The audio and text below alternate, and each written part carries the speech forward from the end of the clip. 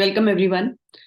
Welcome to the seventh session of our program. And the topic of discussion is managing and resolving complaints. So, when I say complaints, I actually mean not just complaints, even when people come up to us with some request or some suggestion or feedback. How we handle that decides the outcome of our overall interaction and also patient satisfaction. So I'm reminded of, a personal experience where a relative of mine who had just come from US, and I think these were the days. It was first week of January, maybe 3, 4 years ago, before COVID. So incidentally, I mean, immediately after arriving, very next day he had a cardiac condition. He was rushed to the hospital. Immediate angiography was done, and then on the spot, angioplasty also was done for him. I got to know about angioplasty maybe 1 or 2 hours later. By then, the procedure was already done.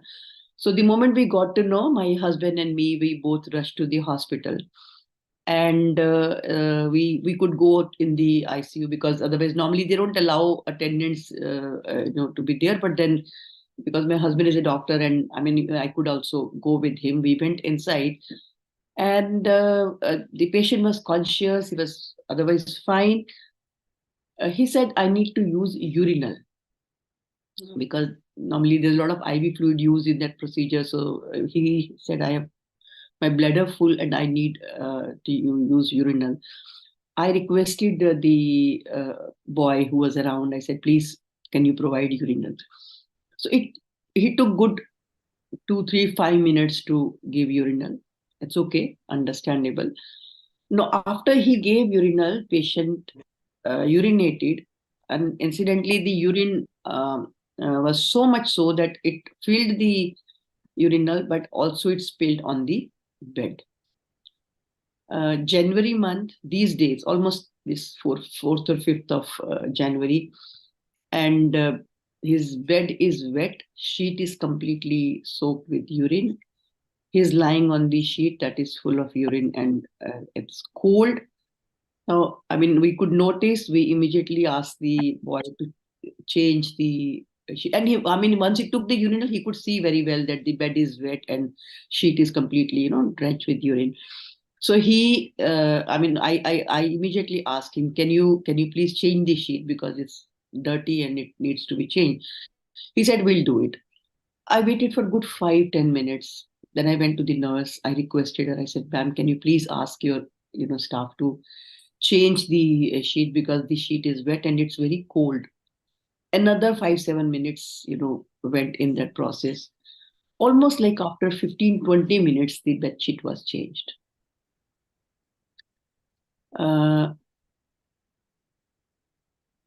Procedure was done well, everything went well, but I think patient came back with a very poor experience, of not being attended promptly, and also his need was not attended promptly. And that was a very genuine need. Everybody could see, and I was around. I mean, everybody was around, so there's nothing that was, So when we have something like this, we come back very dissatisfied. Now, this person had come from US, so I'm sure he must have gone and spoken to almost 15, 20 people about what experience he had at our hand. And that's how a good or bad word spreads around us. I'm sure in your experience also, you must be coming across situations where people come up to you with some complaint or some request or some suggestion sometimes or feedback. A lot of us take it very well, do it, handle it promptly, but we have also seen when we don't look after it well, and especially, it's not always you who will be attending to these complaints. There'll be always somebody else to start with. And that's where the problem lies. And if they don't address it promptly, that's where, real problem starts. So this session, we are going to discuss, first of all, to see how do we handle then what is our usual approach?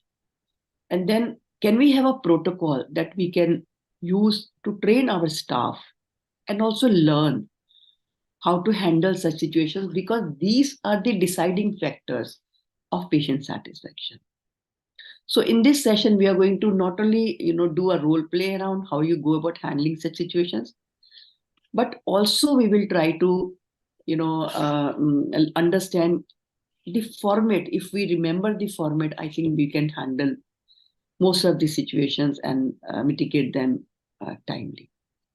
So any experience that you would like to share, any one of you? We can't spend much time because we have already lost 15 minutes. So any experience where you probably had a problem, like you were a patient or patient's attendant and you faced the same similar situation, or you were a healthcare provider but you could not handle the complaint well, and it ended up into some experience that was very distasteful. Anybody? Please raise your hand if you have anything to. Okay, Dr. Priyanka, go ahead, Yeah. please. So, we had a patient 3 months back. She had some problem with her periods, irregular periods. She was seeing another doctor who prescribed a medication which is correct, but incidentally, she developed some other complications. She started blaming that doctor. Then Mm, she told me, I said no, that treatment was fine, anyways. But she had missed a period. I suggested do the pregnancy test, beta HCG. mm, She was like, no, I don't want to do. Very kind of, she's a nurse herself. No, I mm, don't, and all that. mm, Then she kept going again, doctor to doctor. Finally, after 4 weeks, she is pregnant at that time. She's gone mm, again with giddiness, hypertension to the emergency. They suspected Addison's disease. They did some tests. And that time she's pregnant. Then she started complaining from the beginning, you didn't do my pregnancy test. Then endocrinologist has given some medication which is safe in pregnancy. But then she went to another doctor, and then somewhere that doctor said, mm. okay. So then she's filed a complaint and all, and it's actually totally unnecessary. Yeah, yeah. Now this complaint is done, there is a meeting, everything is over.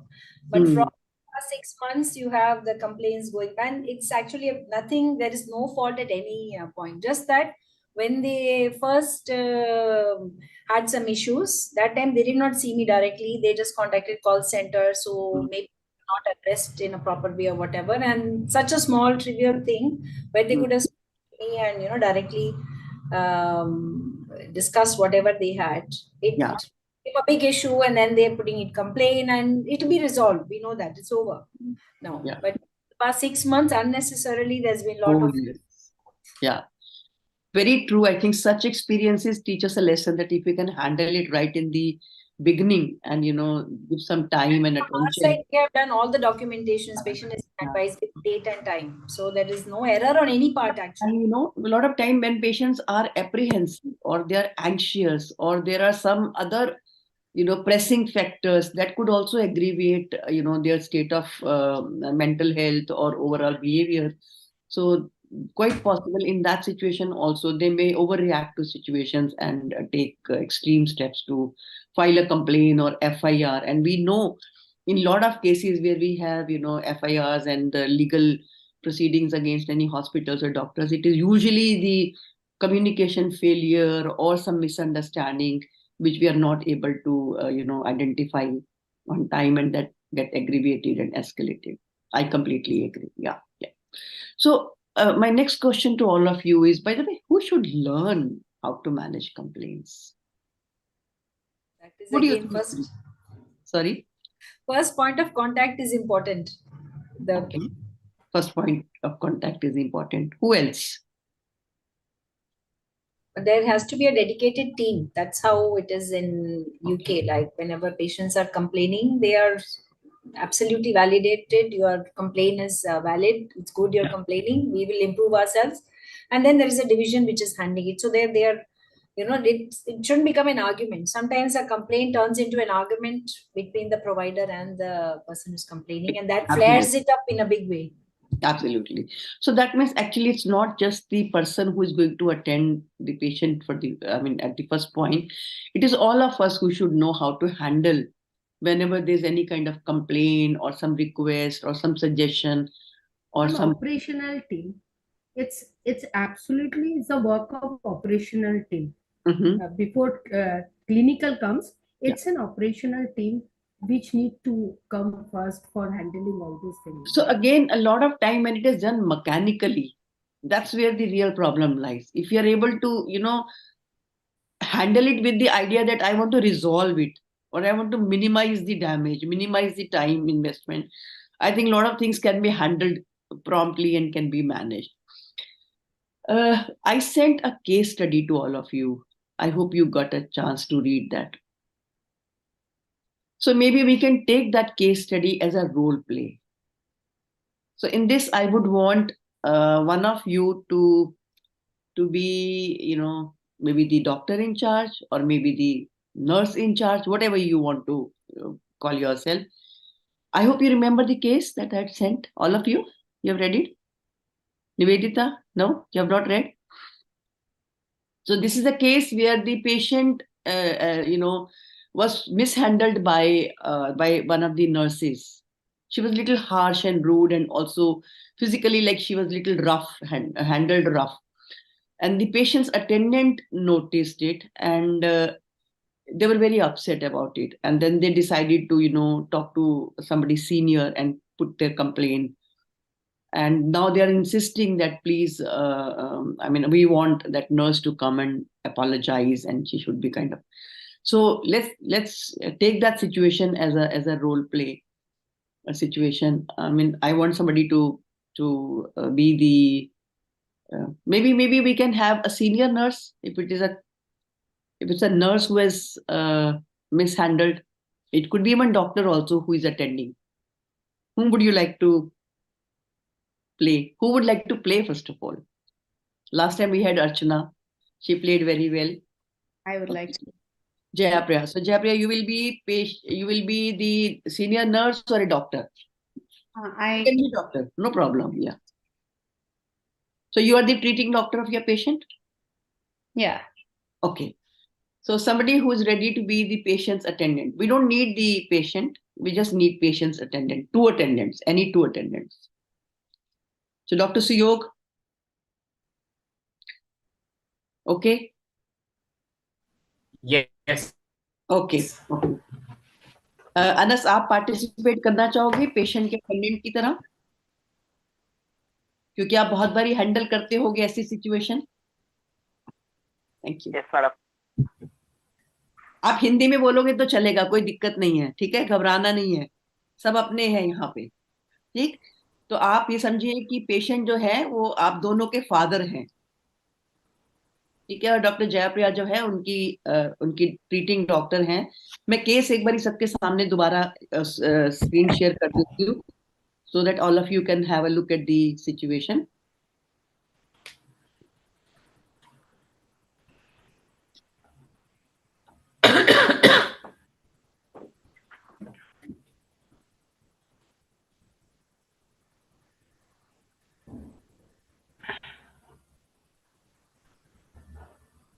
Okay, so ये situation है. So it's a middle-aged patient, Mr. Sharma. ठीक है. So Miss Mehta is the name of the nurse. So I want somebody to play the role of Miss Mehta in case if we decide to have Miss Mehta in the picture. ठीक है. So आप पढ़ सकती है case. So is this, you can read this description part, situation description. I think that will give you an idea. Sorry, I have a bad throat.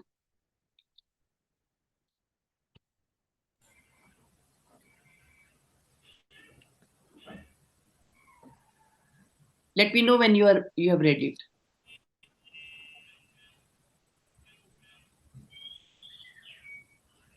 Okay.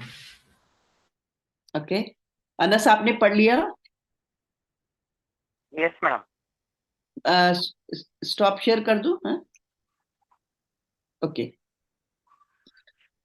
So what we will do, we will switch off our videos. और सिर्फ 3 ही लोग रहेंगे picture में. So Nivedita, in case miss Mehta को बुलाने का फैसला कर लेती हैं जयाप्रिया, तो आप आ जाइएगा. Is that okay for you? Nivedita?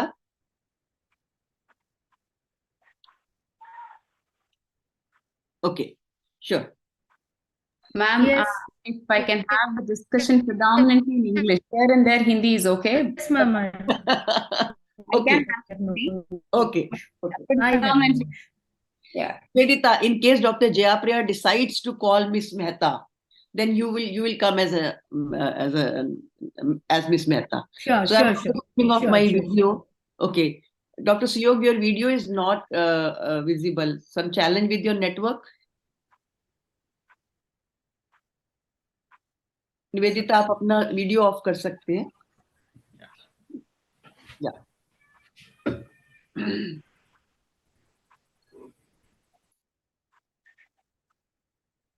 So assume that Dr. Jayapriya is sitting in her chamber and both of you have come to her room about your patient.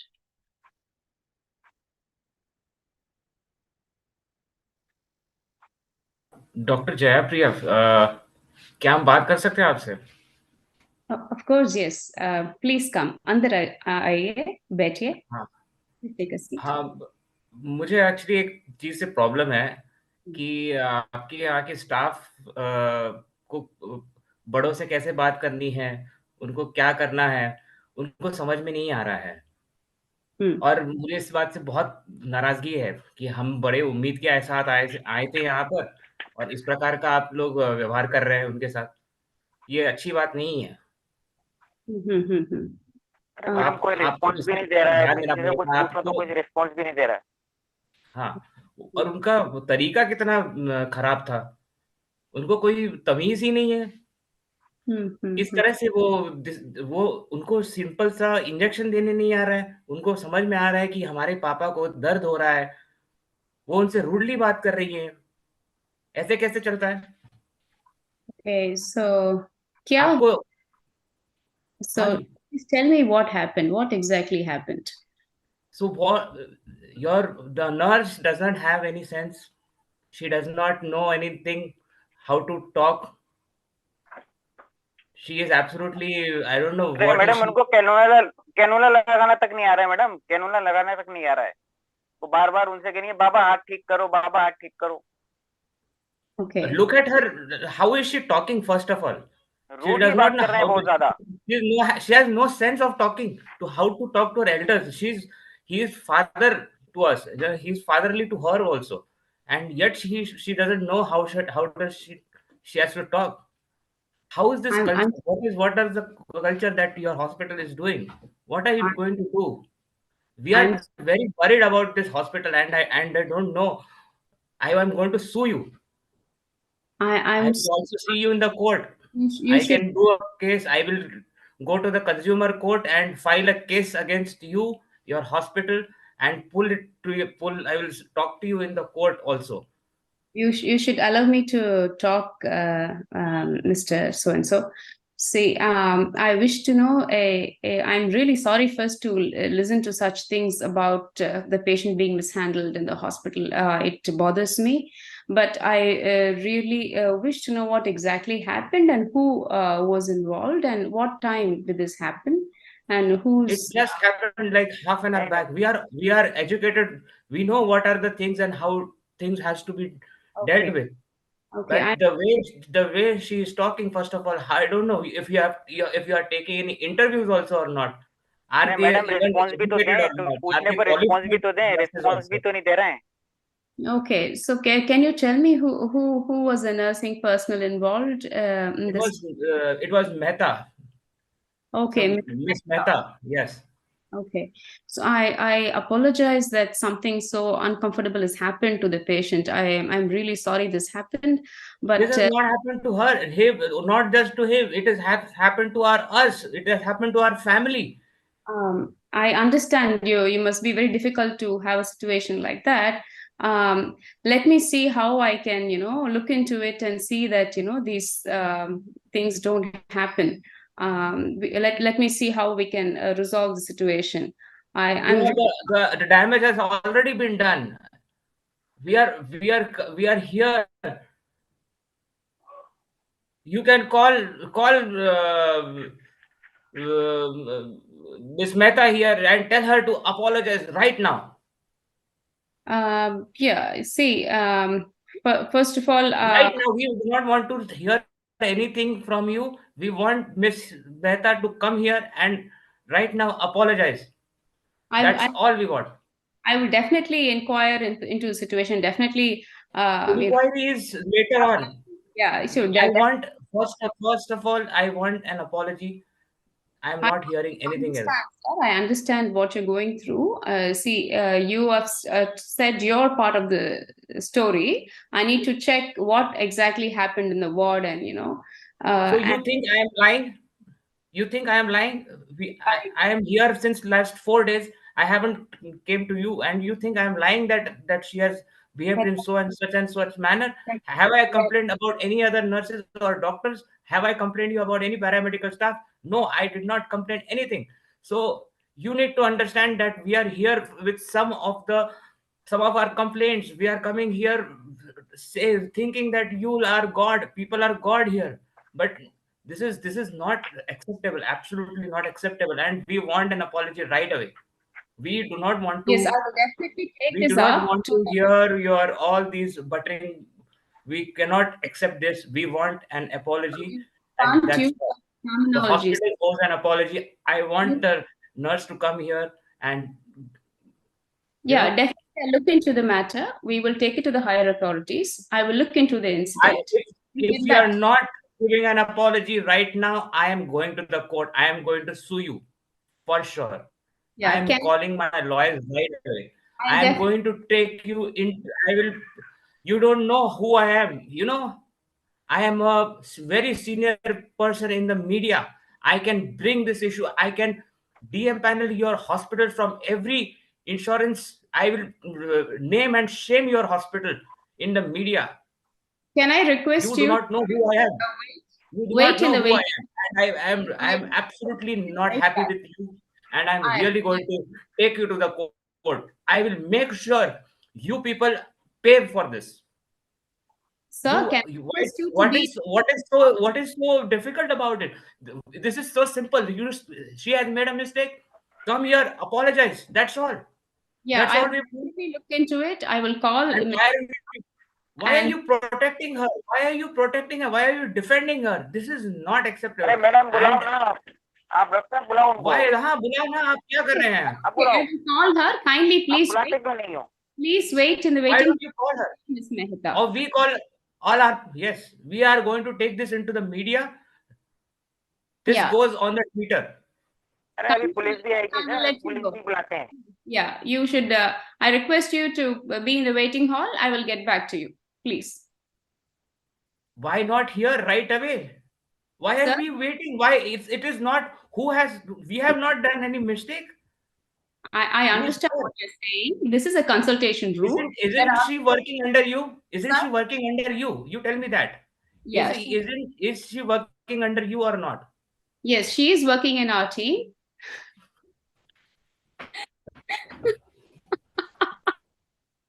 Wow. I I'm so Oh my sorry. goodness.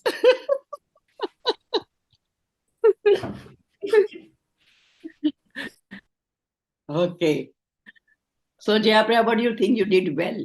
What do you think you did effectively? I think, yeah, I was calm and allowed him to talk. That was okay. But after a while, when he became more agitated, I kind of didn't know what to do. I was in freeze mode. And usually in such case, I indicate to my nurses or somebody or my secretary. I mean, I've never faced a situation like this. Because usually the rapports build during the first consultation itself, getting the care, so it doesn't come to this. Usually my patients, if I tell them, I look into it and things like that, they immediately agree. I mean, I have not faced a situation like this. I'm sure something like this can happen and do happen. No? Yeah, true. Absolutely. So you said you were calm, you were listening to them. Yes, even I could see that. So what do you think, Dr. Suyog and Anas, what did Japriya did well? What do you think she did effectively? Yeah, she's right that she was very calm while she was talking. And firstly, so sorry for that. I am generally never so rude, never at all. But well played. But yeah. Well played. Yeah. Yeah, she was she was actually very polite. Even when the relatives were getting agitated, she Mm, kept her calm. mm, Within in every limits, she was fine. mm. Uh, yes, so that is one thing that I think so she has done really well. Yeah. Yeah. So what do others say, those who were observing the role play? What do you think she did well or effectively? Yeah, she was very calm to start with Uh-huh. and throughout. But Mhm. when it came to Twitter and I will sue you and lawyer, then the legal team or how to direct it to a senior person or bring someone from the management. Of course, And even also I how to haven't calm them succeeded. down. See, Yeah. escalating to senior is the safest thing we do. And we prefer doing that because we feel I can't handle it, so let me escalate to the senior. But then, can we make an effort to calm the person who is in front of us? Okay, what do others say? Mariam, Nivedita, Lavanya, Archana, what do you think mm, Japriya did well? Because a lot of things I observed she did very well. And I will bring that up, but I want all of you to. The like seeing the situation exactly what situation took place like that way. She want to study the situation because Yes, she is not only listening one side, both yes. the sides she should see that the message she has given to the attender that yes, Mm, okay, your message is acceptable, but let me check actually what mm, is the sin over there. Very good. So that means she said, let me listen to the other party. Yeah, the That's a other very part good. also. Absolutely. Mariam has written that she apologized. Mariam, I'll come to that. Give me 1 second. But Archana has raised her hand, so I want to know what she wants to say. Unmute Archana. Yeah. Yeah, one more thing I observed. One more thing I have observed is here that she has not called the staff. They were Good. insisting of calling the staff, calling Wonderful. Miss Mehta Yeah. lot of times.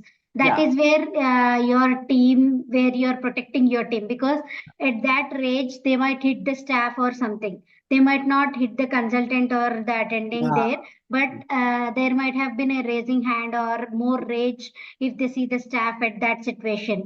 They would have been more tutu meme might have happened there. More blame game would have Argument, and then started there. Yes. also risk of violence, and Yes. also your staff's morale going down because I've been, put True. down in front of हाँ, सबके different. सामने insult हो Yeah. जाता था I think that's a staff very का. valid point. I think very good point that you have raised. Even Nivedita, when she said that, like she said, let me listen to the other person. That was also a very good point that she followed. Mariam says apologize. How many of you think apology should be offered? Raise your hand. How many of you?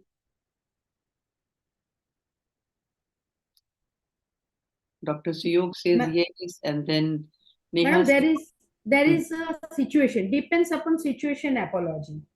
Because first I have to know, because many times we have seen जो attender आता है ना at the very starting, ए मेरे patient को देखो, immediately देखो.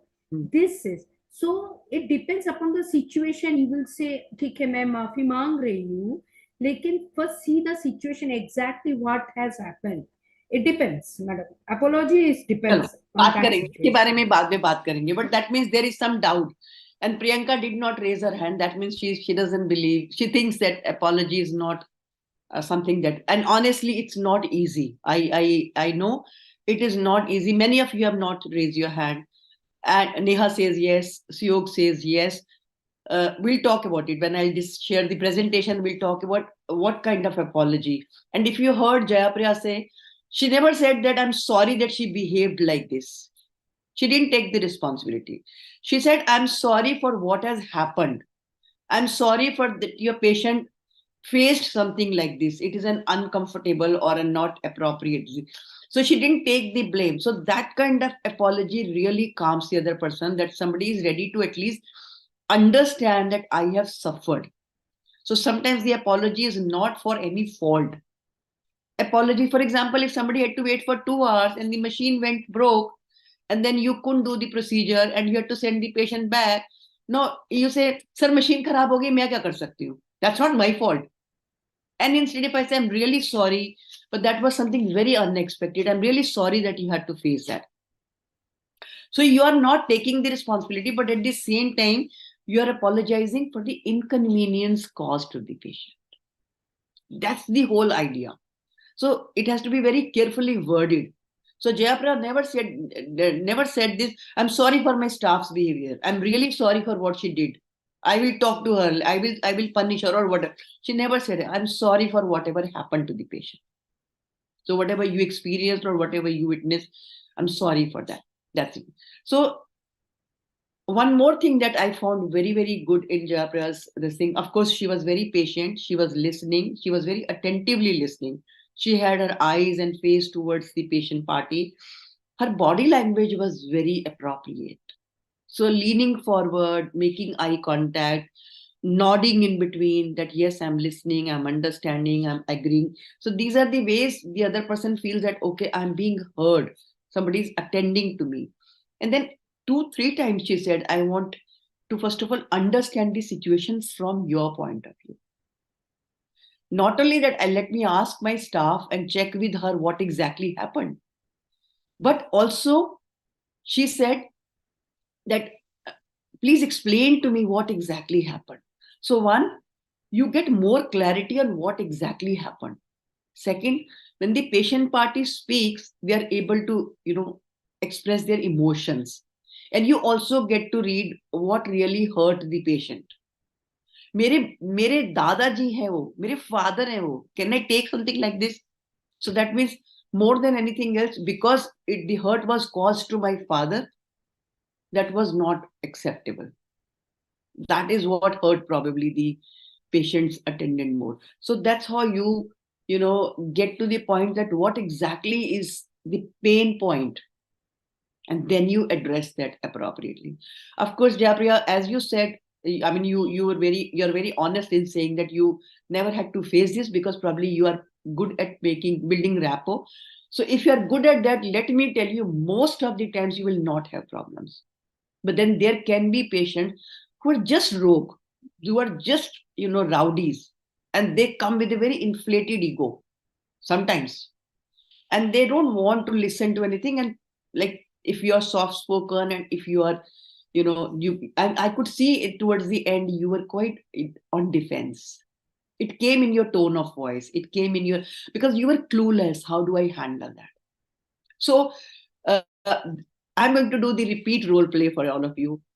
Let Suyog be as rude as you were with Jayapriya. Anas, आप भी जितना रूड थे, आप उतना रूड रहिएगा मेरे साथ में. अब मैं जयाप्रा की जगह पर आपके सामने सेम वही रोल प्ले करेंगे. ठीक है? Now let's see what more could I add to it. Can I request everyone to switch off your videos? And Suyog, whatever prompts I sent you, you can use all those prompts, so that I want us to learn that this is how we have to handle when somebody says, I want to call media, or I'm going to take you to court, or whatever. We have to know how to, and then as I ask you, call the nurse, ask her to apologize.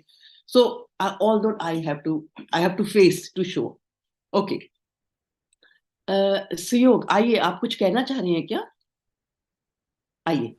हाँ जी, मैं अपने पिताजी के बारे में संदर्भ में बात करना चाह रहा था. आपके यहाँ की एक नर्स है, बहुत ही बदतमीजी से उसने बात की है, एंड मुझे बिल्कुल पसंद नहीं है इस तरह से कोई मेरे पिताजी से इस तरह से बात करे. बात करना तो छोड़ ही दीजिए, उसे ढंग से सुई लगाने तक नहीं आती है. अनस, आप भी बताइए क्या हुआ था आज, जिस तरह से उन्होंने ट्रीट किया है हमारे पापा को आज. मुझे लगता है कि इस तरह से कोई नहीं करता है. मैंने पहली बार देखा. हम इतने साल इतने जगहों पर गए हैं, और आपके यहाँ की नर्सों को तो बिल्कुल तमीज ही नहीं है, बात नहीं आती है करने, ना ही काम आता है करने. इन लोगों को पता नहीं कौन से इनके पास डिग्री भी है कि नहीं. हमें तो इसके ऊपर भी अभी शक होने लग गया है. पता नहीं आप कैसे इस अस्पताल को चला रहे हैं. आपके यहाँ की डिग्री अभी सारे फर्जी है, और आपके यहाँ के सब नर्सें भी, मुझे लग रहा है पूरी फर्जीवाड़ा ही चल रहा है यहाँ पे. और आप लोग यहाँ पर सिर्फ पेशेंट से पैसे लेते हैं और उन लोग के ऊपर कोई ध्यान नहीं देते हैं। मुझे लग रहा है कि आपको इसको बंद कर देना चाहिए अस्पताल को अभी के अभी। Can I interrupt you? Suyog, I can see you're very upset. I can see that you're madam very. Madam madam madam madam मेरी बात सुनिए। मैडम बोलिए, अनस आप आप बोलिए। मेरी बात सुनिए। वो पेशेंट को बात करने, पेशेंट से बात करी जाती है, आप उनसे कह रही हैं कि पापा इधर देखो, रूडली बात कर रही हैं। अरे आराम से तो बात करो, बीमार आदमी है, वो बड़ा आदमी है और उनसे बात करने की तमीज नहीं है। अनस, मैं और आप उनसे कह रही है हाथ की दर्द को सुना नहीं आता। अनस, मैं आप दोनों की बात से समझ कभी पा यहाँ रही हूँ। देखने बोलती है, वो कभी वहां देखने बोलती है, कभी ढंग से इंजेक्शन नहीं लगाती है, पता नहीं सामान यहाँ का वहां कर देती है, हम लोग को फाइलें नहीं देती है, कभी मुझे हम तो लोग को लगता है बात ट्रेनिंग नहीं ही करने मिली देती है। इनको। मुझे तो लगता है ट्रेनिंग ही नहीं मिली है। अनस एक नहीं मिली मिनट है। आप रुकेंगे? अनस एक मिनट रुकेंगे। मुझे तो लगता है ट्रेनिंग ही नहीं मिली है मैडम। सुयोग मुझे एक तो मिनट। लगता है ट्रेनिंग ही नहीं मिली। अनस, मर्जी आप है यहाँ दोनों पे की सब। बात से मुझे ये समझ आ रहा है कि आप दोनों बहुत अपसेट हैं किसी चीज को लेकर। मैं आपकी बात सुनने के लिए तैयार हूँ, जो भी संभव हेल्प है मैं प्रोवाइड करूंगी, लेकिन पहले मेरे लिए ये समझना जरूरी है कि एक्चुअली हुआ क्या है ना? तो मुझे एक बारी अरे इतने शांति। देर से आपको बता रहे हैं हम, मैडम मैं तो आपको कह रहा हूँ आपने पहले मैडम बहुत आप कुछ आप बोली। सामने नहीं समझ बुलाओ रही हैं, और इतने देर सामने से हम बुला के बात बताए तो जा रहे हैं आपको, आपको क्या लग सुयोग, रहा है? आपने मुझे बहुत हम कुछ बहुत मैं बोला, तो खुश कह होकर रहा हूँ आप मैडम बताए। आप बहुत उनको बुलाओ और गुस्से में बात हैं, करो, बुला के सामने बात करो आप। आप बहुत आपको गुस्से में नहीं हैं। समझ में आ रहा है, बुला अभी के हम बात मैं करो। बता रहे समझ हैं रही आपको हूँ। कि उन्होंने बदतमीजी से बात की है, हमको समझ में देखिए नहीं आ रहा है, और क्या चाहिए सुयोग, आपको? अनस मैं आपसे एक बात कहना चाह आप रही हूँ पूछिए तो तुमसे। सही उनसे किस तरीके से बात करिए। एक मिनट, देखो मैं उनसे भी बात करूंगी, लेकिन अरे मेरा आपसे शर्त क्यों ये ही है। बात करें हम लोग, हम मुझे लग रहा है कि आप उनको बुला दीजिए ना, सुयोग, मेहता जी को बुला लीजिए आप आप, मेरे पास और आए उनको हैं, बोलिए हमसे माफी मांगे। आप बस मेरे बात पास है। आए हैं और आप चाहते हैं आपको कि क्या मैं लगता है आपकी हम हेल्प लोग करूं। मुझे यहाँ लग पे रहा है मैडम आपको आप हम उनका कब से साथ दे रही हैं। ठीक है, आप बोल बात लीजिए, कर मैं रहे सुन हैं? रही हूँ, बोल लीजिए, पहले मैं आपकी बात सुन लेती हूँ, कोई बात नहीं, जब आपका मन हल्का हो जाए तो मैं अपनी बात कहूंगी। देखिए, आप आप तो यही मैडम मुझे बोलिए, तो नहीं लग हम रहा तो आप यही उनका सुनना सहयोग दे चाहेंगे रही कि हैं। मैं यही तो आपसे कहना चाह रही हूँ कि मुझे, मेरे लिए समझना बहुत जरूरी है कि बात क्या हुई, कहाँ से, जो मुझे उस इंसिडेंट को अगर आप एक्सप्लेन करेंगी ना तो मैं ज्यादा अच्छे से आपकी हेल्प कर पाऊंगी। तो आप में से एक जना जिसको लगता है कि जो वहां थे, जिनके सामने ये पूरी बातचीत हुई, अगर आप मुझे वो पूरा इंसिडेंट अगर एक्सप्लेन करेंगे तो मैं ज्यादा अच्छे से आपकी हेल्प कर पाऊंगी। सुयोग, आप वहां पे थे? बिल्कुल थे, हम ठीक तो है, पूरा तो देख रहे थे। ठीक है, तो सुयोग मुझे एक हम बारी तो 24 घंटे रहते हैं हमारे पिताजी के साथ। ठीक है, तो आप मुझे एक बारी बताइए क्या हुआ, एक बारी अपने बारे, अपने शब्दों में बताइए। आज सुबह आई थी वो, है ना, खून लेने के लिए आई थी, खून की जी बोली थी, खून की जांच करनी है, तो खून जी लेने के लिए आई। और जी फिर पता नहीं एक कुछ तो पट्टी लगा दी हाथ में, और बोला तो इस प्रकार बांध दीजिए। उनको इतनी तकलीफ हो रही थी, इतना टाइट लगा दिया है, जैसे कोई खून ही नहीं निकल रहा है, जैसे शरीर में कोई खून खत्म हो गया है क्या, इतना इतना टाइट कोई लगाता है? हमने भी देखा है, हमने भी खून लगाया है, तो इतना टाइट कोई लगाता है कोई इतने बैंड? उसको, उनको दर्द होने लग गया, उनके हाथ में निशान पड़ गया है।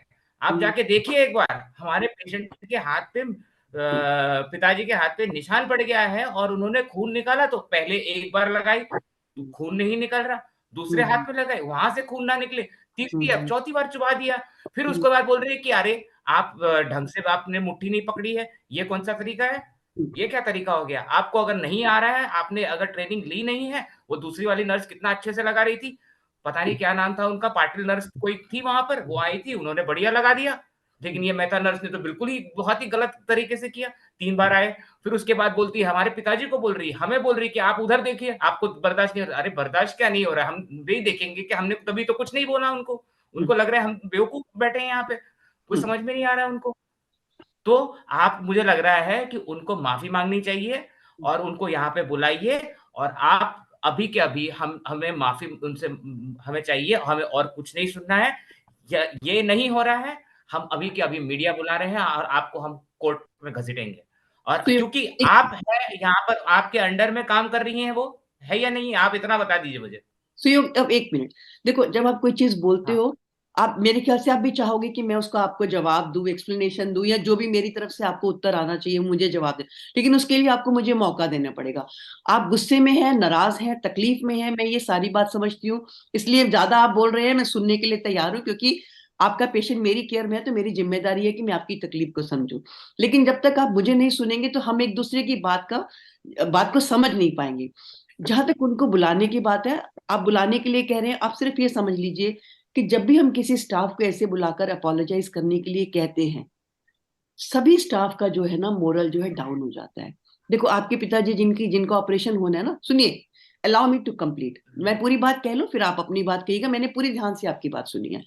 उनकी जो नसें हैं वो बहुत इस वक्त पतली हो चुकी हुई हैं और जल्दी से उसके अंदर सुई नहीं जाती और बल्कि सुई आर पार हो जाती है, ऐसा नॉर्मली होता है। आपके पिताजी की जो तकलीफ है उसमें ऐसा होता है। वैसे वो सिस्टर हमारी बहुत एक्सपीरियंस्ड है, नॉलेजेबल है, मेरे पास पिछले 20 साल से काम कर रही है वो, है ना। लेकिन मैं आपकी तकलीफ समझ रही हूँ, क्योंकि कोई भी नहीं देख सकता कि अगर बार बार सुई अंदर जाए और ब्लड नहीं आ रहा, फिर दोबारा सुई डाल रहे हैं फिर ब्लड नहीं आ रहा, ये किसी भी फैमिली मेंबर के लिए बहुत पेनफुल सिचुएशन है। तो मैं आपकी तकलीफ समझती हूँ, मैं एक बारी उनसे भी सारी बात समझूंगी। लेकिन अगर आप कहते हैं कि उनको बुलाइए, उनसे माफी मंगवाइए, सिर्फ उनका ही नहीं बाकी स्टाफ का भी मोरल जो है डाउन हो जाए। आपके पिताजी की केयर अच्छे से हो रही है, ट्रीटमेंट अच्छे से हो रही है, इंप्रूवमेंट भी है। इस सिचुएशन में अगर आप ऐसा माहौल क्रिएट करते हैं, देखो हमारा फोकस हमेशा आपके फादर की केयर होनी चाहिए। आपने ये पॉइंट मेरी नजर में लाए हैं, मैं जरूर अपने स्टाफ से बात करूंगी और उनको पूछूंगी कि क्या हुआ और उनको डेफिनेटली एक्सप्लेन भी करूंगी कि उनकी केयर में हमारी तरफ से अरे कोई मैडम, आप लापरवाही। सिर्फ अपने अपने स्टाफ को और अपनी इज्जत को बचाने की, अपने अस्पताल की इज्जत को बचाने की बात कर रही हैं। हम्म, हमारी तो आप बात समझी नहीं है। हमने तो आपकी बात सुन ली, अब आप बुलाइए उनको और माफी चाहिए। देखिए जब पेशेंट तक को आपने पहले कॉल दो। मैडम मैडम मैडम मेरी पेशेंट बात को मेरी हमने बात मीटिंग माफी कर दी। मेरी बात भी सुनिए मैडम। हो गया। बोलिए बोलिए। मैडम मैडम मैडम मैडम मेरी बात भी सुनिए। हम्म, हमने जब उनसे शिकायत की कि हम्म, हमारी फादर के साथ ये तकलीफ हो रही है, तो उन्होंने कहा ऐसे ही होगा, जिसको हम्म। बुलाना है उसको बुला लीजिए। अब आप आके इस तरह बात कर रही हैं, तो आप भी समझा रही हैं, लेकिन उनको भी तो समझाना चाहिए था ना। मैं ये यही बात आपको उनको भी कह रही समझानी हूँ चाहिए थी। आपने कि कहा जब आपकी बात, एक्सपीरियंस है। अनस, मैंने आपने आपकी बात कहा तसल्ली से सुनी, मैं हाँ। समझ पा रही हूँ आप बहुत अपसेट हैं। और मैंने पहले भी कहा कि I am sorry for what has happened with your patient. It is very painful for any family member to see something like this happening to their family member, मैं समझ रही हूँ। लेकिन मुझे अरे आपको मैडम, समय आप देना क्यों पड़ेगा। सॉरी बोल रही हैं? उनको बोलने दीजिए ना सॉरी, जिसने गलती की है। देखो मेरी आपसे मेरी जिसने टीम है, गलती की है वो आके सॉरी बोले। मेरी टीम है, मैं उनके बिहाफ पर आपको अपोलोजाइज कर रही हूँ, क्योंकि आपके फादर को जो तकलीफ हुई उसके लिए मैं भी उतनी जिम्मेदार हूँ जितने वो जिम्मेदार हैं। इसलिए मुझे पहले तो उनसे एक बारी बात करने दीजिए, सिचुएशन समझने दीजिए कि हुआ क्या था। थोड़ी देर अगर आप वेट करेंगे, मैं एक बारी उनसे बात करती हूँ। और अदरवाइज मैं बार बार, आपने माफी मांग ली ना, हमारे देखो लिए वो ठीक है। और आप जल्दी से उसको बुलाइए और उनसे जो भी करवाइए, वरना हम जा रहे हैं मीडिया के अंदर। आप उसके ऊपर कार्रवाई करिएगा अपने सुयोग, हिसाब देखो से। अभी आपने पहले भी कहा कि मैं पुलिस बुलाऊंगा, मैं मीडिया में जाऊंगा। आप करना चाहें आप कर सकते हैं, मैं आपको रोक नहीं सकती हूँ, ये आप भी जानते हैं कि अगर आप करना चाहेंगे तो मैं आपको रोक नहीं सकती।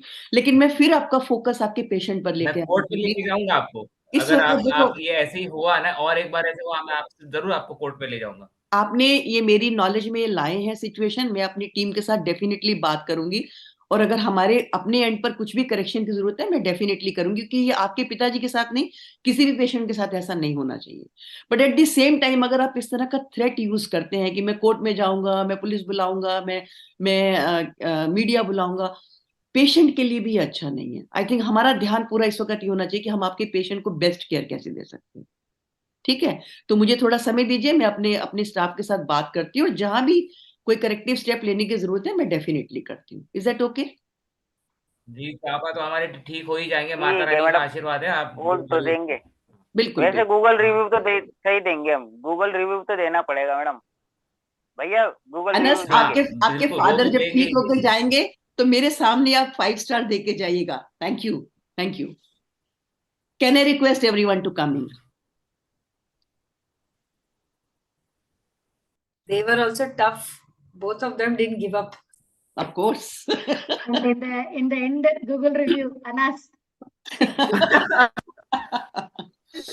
So Superb. I hope you got some idea. Dr. Praveen, I think Dr. you Siyog attitude was too good. Really. Believe me, it was too good.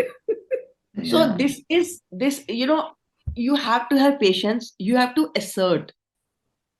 You saw when they were trying to dominate me or put me under pressure, I resisted that pressure, but I did not become rude and disrespectful and aggressive.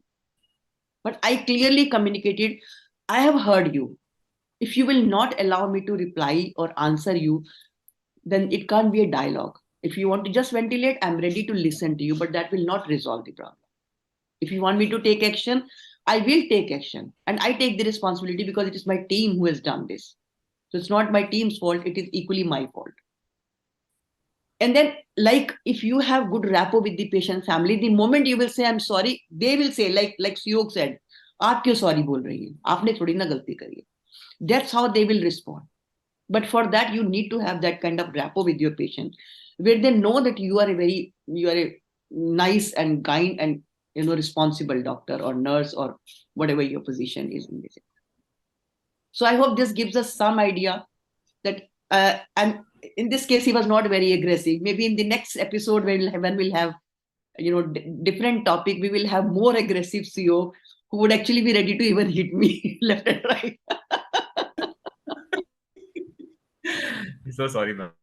No problem. Suyog, I think you played your role very well, and that's what was required. And I had to show them that how you can resist, something like this. So, sorry, I think Dr. Praveen, I'm so sorry. I think you had problem joining because of the link. I'm sorry, I was delayed because of a patient walking in the last hour. No Then problem. I came and I tried to log in with my old ID. I Then know. I saw this message that the ID has changed. So Yeah. now I am in because the old Fine. ID they're saying the host is already having a meeting. So I was just wondering why am I not able to join? I had actually immediately put the fresh link because that link got deleted. I mean, it ended on its own. So I realized it when I Then was I saw about this to. message and then I could join. Yes. Good. Anyway, I'm sorry because for delay. No, it's I all had right. We not understand. given the appointment, but it was an emergency. She walked in with a developing stroke, so I had to arrange for a stroke unit and everything. So No, that is patient why. first. Yes, It's all that for is- the patient. Mostly the last patient like this will have more complication also. You are in a hurry to go, but you have to spend Yes. more time. Okay. So if I may ask you now, what are the common reasons patients come complaining to us? Write in the chat box.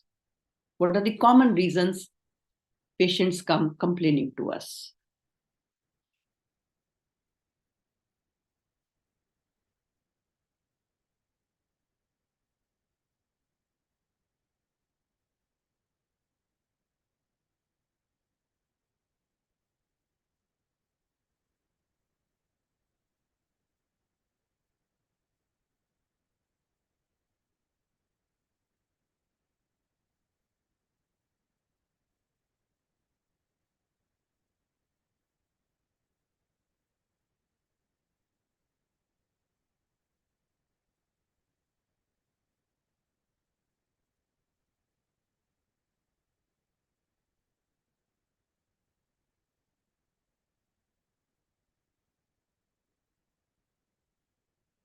So I can see a lot of answers in the chat box.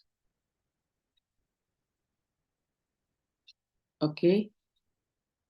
Call back about reports, not meeting the expectations, treatment related, not attending at a glance, delayed services, front office staff not attentive, delay in service, rude behavior, no update, time problem not rectified. Okay, the problem is not rectified timely. Is that what you want to say, Seemaji? Not rectified. Okay.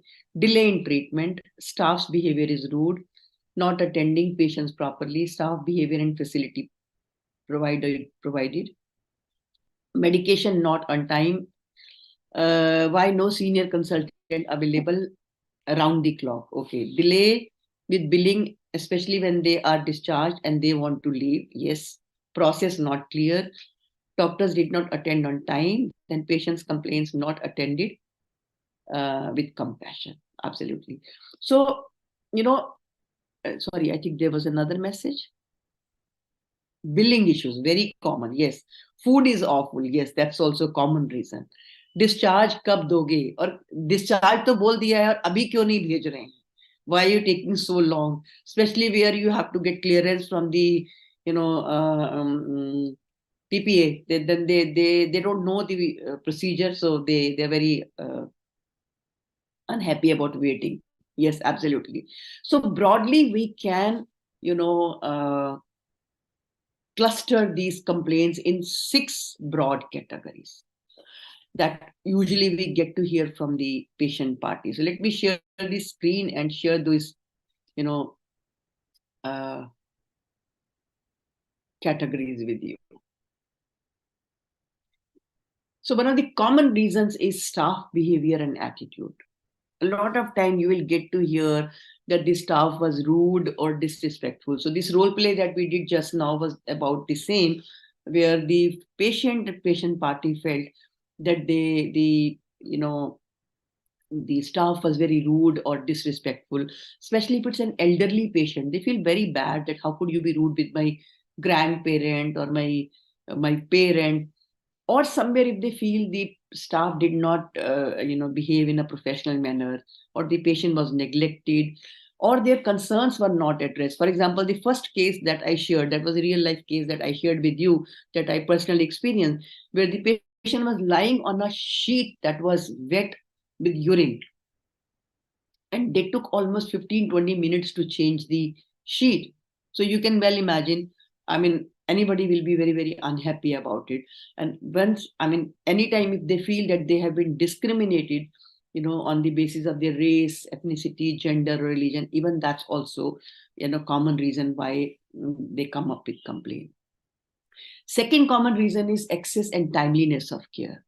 So whenever there is a delay in care, if there's a long waiting time for appointment, for test, for procedure, or there's a delay in obtaining reports, referral, or specialist consultation, or there is inadequate coordination. You have sent the patient to another department, there nobody's attending. Now they don't know whom to talk. So naturally they'll come back to you and say that they are not attending, or there's nobody who's listening to me, there's nobody to provide me care. So again, that becomes a reason for them to be dissatisfied with us. And then also when there is lack of availability of the necessary medical services or equipment. The third common reason is communication and information.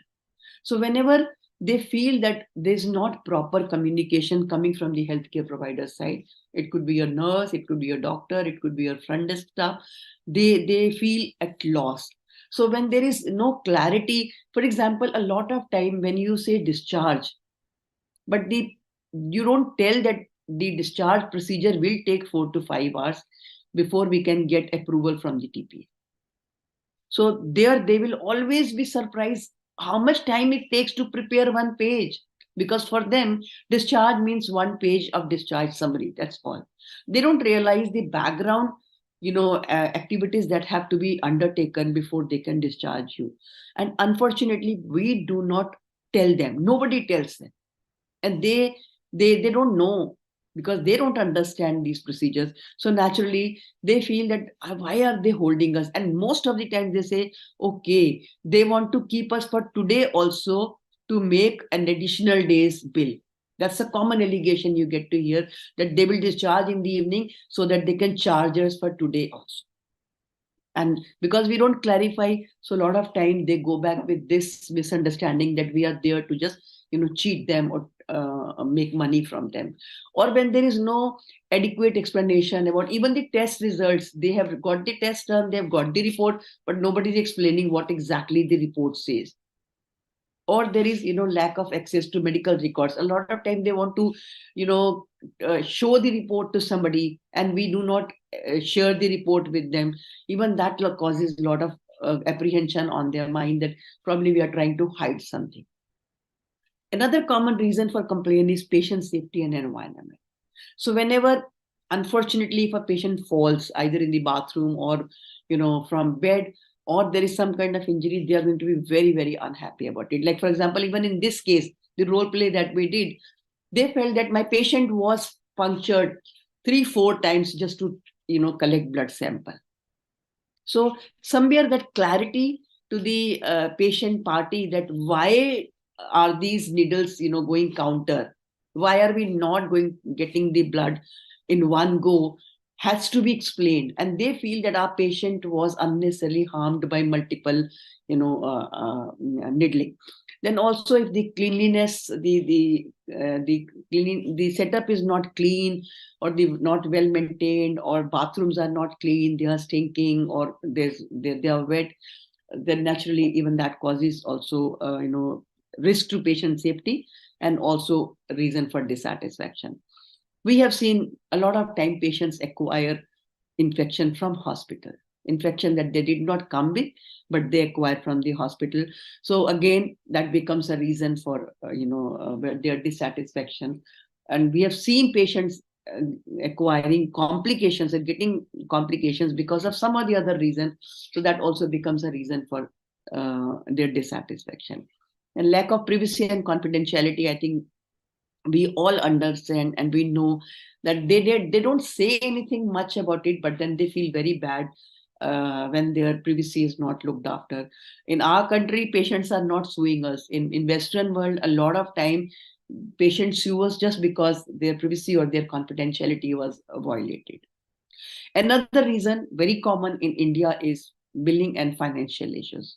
We all know still a very small percentage of population is covered under insurance. Most of the patients pay from their pocket. So for them, any additional bill is like you're overcharging me, or you are fooling me, or you're trying to make money out of it. So if there is any discrepancies in the billing, or there's some error, it is assumed that we are deliberately doing it. Or there is inaccurate or excessive charges. We all know that patients do talk about that in a very open and loud manner. Whenever there's lack of transparency in billing and insurance process, again, that becomes a bone of contention. And if they have difficulty obtaining insurance coverage or reimbursement, they would blame the hospital and they may come complaining to any one of us. One of the reasons for complaint could be medical care, where they feel that the patient either was not diagnosed properly or there was a delayed diagnosis. 40% of the cases, I'm not talking about India, I'm talking about the Western world. In 40% of the legal suits, the cause is misdiagnosis, wrong diagnosis.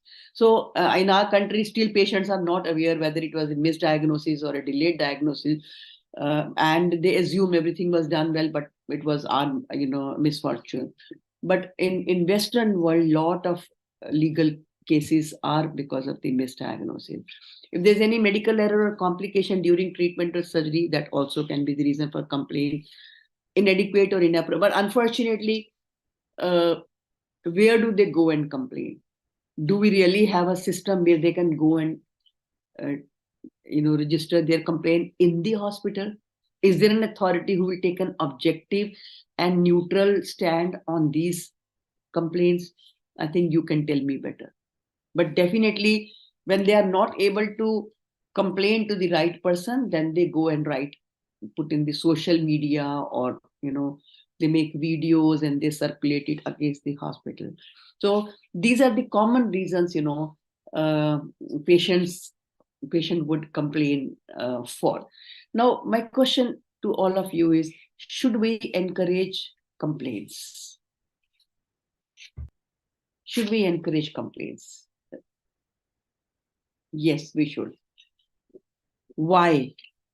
Write in the chat box. Why should we encourage complaints?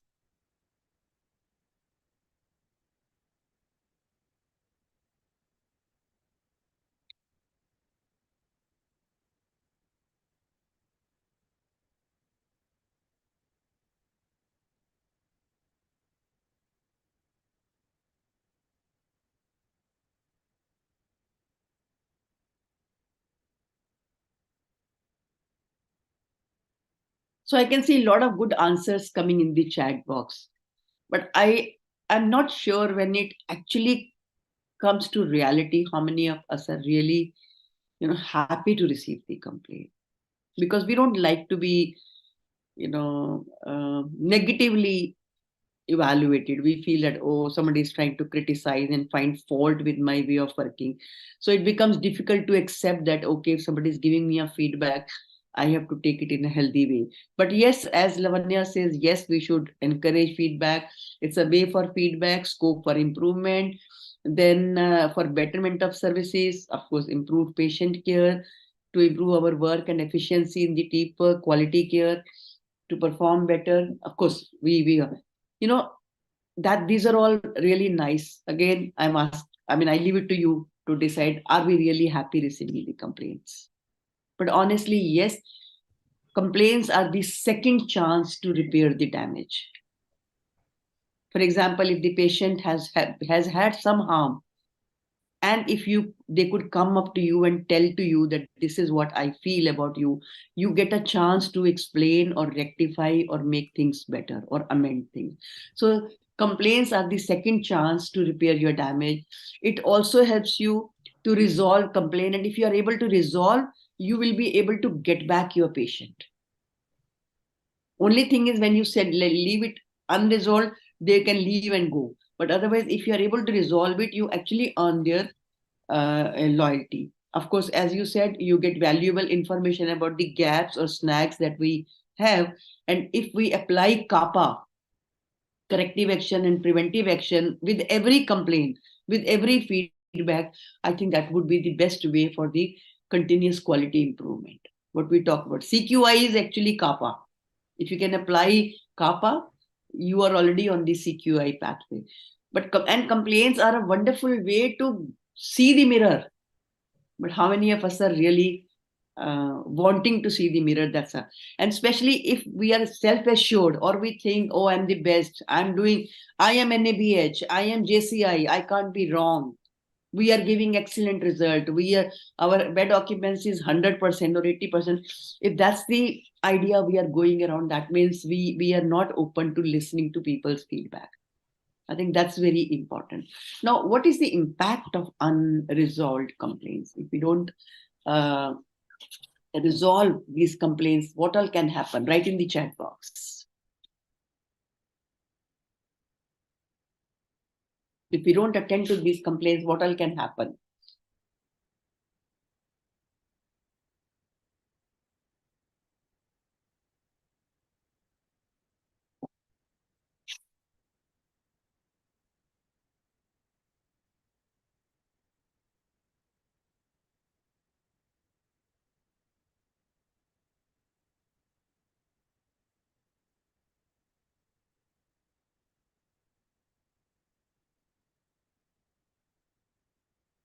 Absolutely. I think we all know that if we send the patient dissatisfied, not only that they are going to, stop coming back to us, but they will also go and badmouth about our organization. I think last time I shared that incident with you about one of the gynecologists, a friend of mine, who sent that patient's husband with little bitter experience. You remember that case where the patient's husband was a small-time journalist, and he damaged not only the doctor's image, but also financially and emotionally, psychologically also, he did a lot of harm to that. So yes, dissatisfied patient, bad reputation, litigation, bad name, trust will be lost. We'll never get the real picture that took place in our absence. Then decrease in quality, goodwill will be ruined. Complaint to higher licensing bodies. Yes, that's so true. Bad publicity and unsatisfied patient. And Google reviews are like Anas said, Google review. 50% of your patients, read your Google reviews before they come to you. And Google review is the next word of mouth. So please remember that it's not only that they are going to be dissatisfied, but they are also going to, go and write poor about you. Plus, at the same time, if you have frequent conflict in your setup, how do you feel yourself? Will you be happy? Will you feel good at your place? And how about your staff? If every now and then there is conflict with the patient party, even the staff's morale goes down. So that means it's not just you, but your staff also feels, where am I? Why am I here? Why should I be here? Why can't I leave this place and go? So it's everybody who is, and then of course the risk of violence that we cannot, underestimate. And we have seen sometimes even small, issues can become big, and then there can be violence against anybody. So, ma'am, I just want to make a point here. Sure. So even our patients and their attendants also expect that we would be working on their feedbacks. Yeah. So Yeah. it once happened with me. Mhm. किसी patient ने कुछ feedback लिखा था. They were expecting कि शायद अगली बारी हम आए तो उस पे काम हो चुका होगा. And when the GRO, so we have GRs, guest relation officers in my hospital. So when they went to that patient कि सर ये feedback आप form ले लीजिए please भरिए, तो उन्होंने उनको बोला कि मैडम कुछ होता तो है नहीं है feedback के ऊपर, क्यों ही भरवाते हो आप? See, exactly. If we are not changing, if we are not improving, then they take it more like a formality that we are doing, and we are not taking any action, or we are not even taking it seriously. I think that's what they wanted to communicate to you. So all the more important that when they give us feedback, we have to read feedback and we have to make changes according to whatever has been, suggested. Yes, Dr. Praveen. Go ahead, please. Just one experience about taking this feedback.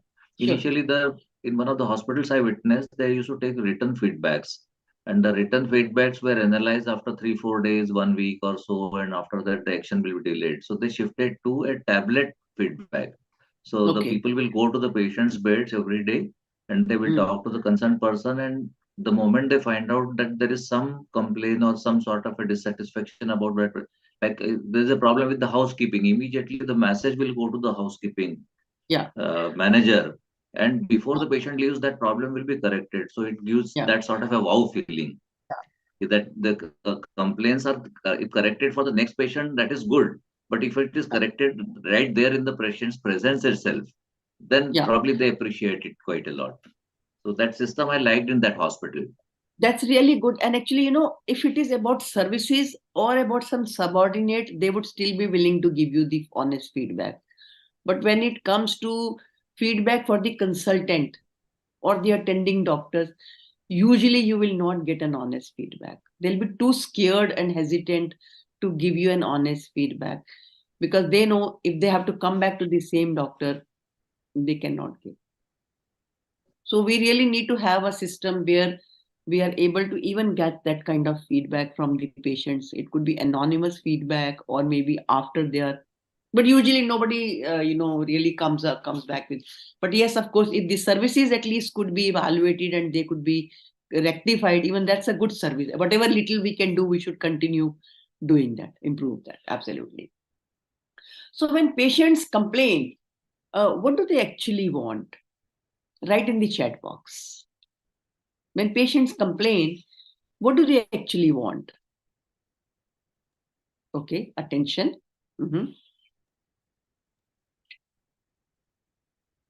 Right care. Heard, yes, heard and seen.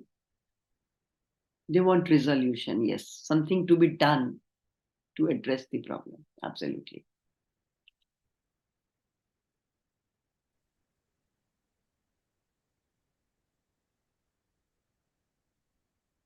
They're given good care, yes, they want good quality care. Yeah, treated well, okay.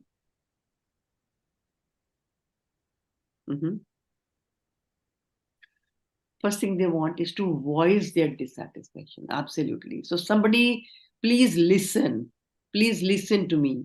I want to be heard. I think that's the first thing I think every complainant want, that please listen to me. They want assurance action will be taken so that in future others do not suffer in the same way. Yes, that's also very common. They will say, okay, we have had this, what about other patients? Please make sure that others do not suffer because of this. I think that's also a very common expectation they have from us. So I think very often they want, first of all, to be heard, to be taken seriously. Then they want to be treated with respect. If somebody is listening to them, somebody is noting down, somebody is assuring that, okay, let me talk to my team members and see what can be done. So that means you are assuring that you will take some action. Then in case if you have done something or it has harmed the patient, apology that they expect from us or from our team. Sometimes they even want compensation. If the harm has been very serious, they don't hesitate asking that you have to compensate me for the harm that has happened, especially if it's some complication because of medical error and the patient's stay is prolonged or patient requires another surgery or some procedure or, prolonged care. So they say, why should I pay? It's your fault. Your team, misdid it. So why should I be paying? A lot of time they even say that you will have to waive off my, charges or bill. And they also sometimes ask to reprimand or the punish the person who is responsible for what has happened.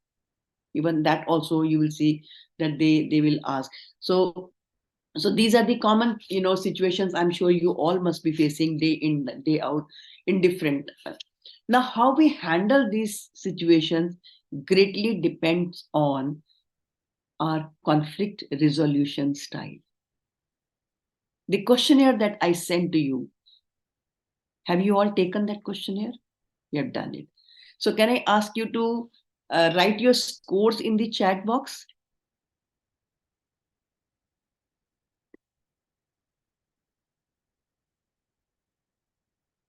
Can I ask you to write your scores in the chat box?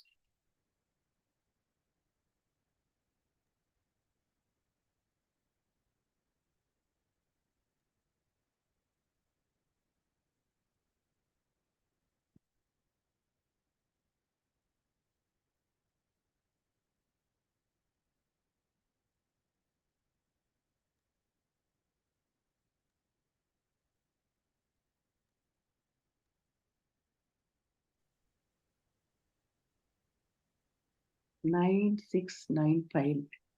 So, Nivedita, 9 is for which one? I think it will be difficult for you to write, है ना? Madam, I'm saying you, जो A, E, and G. Okay, that is 9. Okay. Then D, 1, and L is 6. Oh, that is collaborative. Okay. I think it will be difficult for everybody to write down. I know. Yeah. Yeah. F1, F, J, and O is 9. Okay, Then it's okay. I would request not to write in the chat box because it will be difficult for you to explain me which one you have written as what. Yeah, Dr. Siog has tried to write with the with some abbreviation. So, what I would say now, what is your dominant style? I think you could at least identify your dominant style. The one with the lowest scores. Write your dominant style in the chat box. Please write your dominant style in the chat box. Are you able to identify? Okay. Okay. So your Dr. Praveen, your lowest is collaborative owl. Am I right? Yeah. Okay. Doctor Nivedita आप term लिखो क्या है 5 तो लिखा है पर 5 किस में है वो ना right your madam it is C, K and N. C, K. So that is again accommodating teddy bear. It is teddy bear. Okay. Okay. So accommodating teddy bear, collaborative owl, then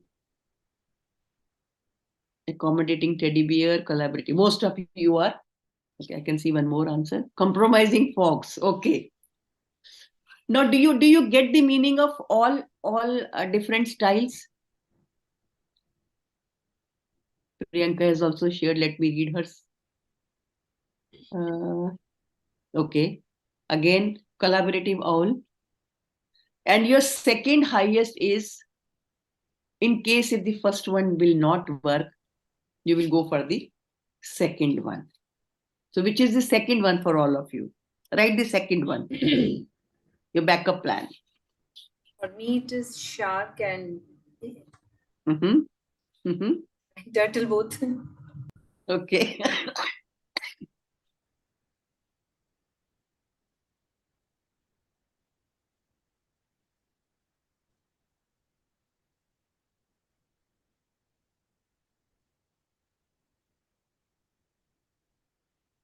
Okay. Competitive shark. Okay.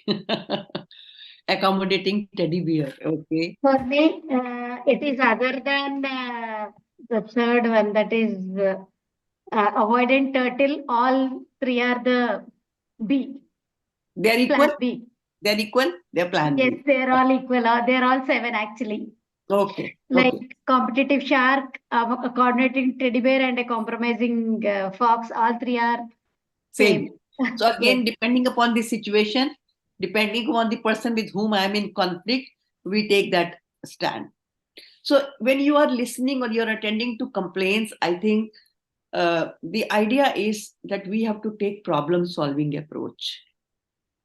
But problem is usually with patients, we don't consider them as equal. And somewhere we consider, since we are in the system, so we are in authority position and the patient party is one level lesser than us. And we have access to everything. So we consider that I know more than this. I can manipulate things. I can, manure things the way we want. But then of course, again, if you are accommodating teddy bear, chances are people can take advantage because they know they can dominate, they can bargain with you. If you are competitive, again, risk is there is a possibility of aggressive reaction coming from both the parties. If you are collaborative style, you will try to look for a situation which is more win-win kind of a situation. And then of course, if it is a fox style, that is compromising style, again you will accept this situation but you will not be happy and peaceful inside. So now you know your style, you know your backup style. It's always good to work on yourself and look at things from the patient's perspective. And once we will discuss the protocol, I think it will bring more clarity into the situation. If you remember in the case study, I have put up 2-3 questions that I want you to reflect.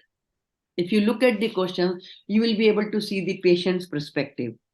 I'm going back to the case study.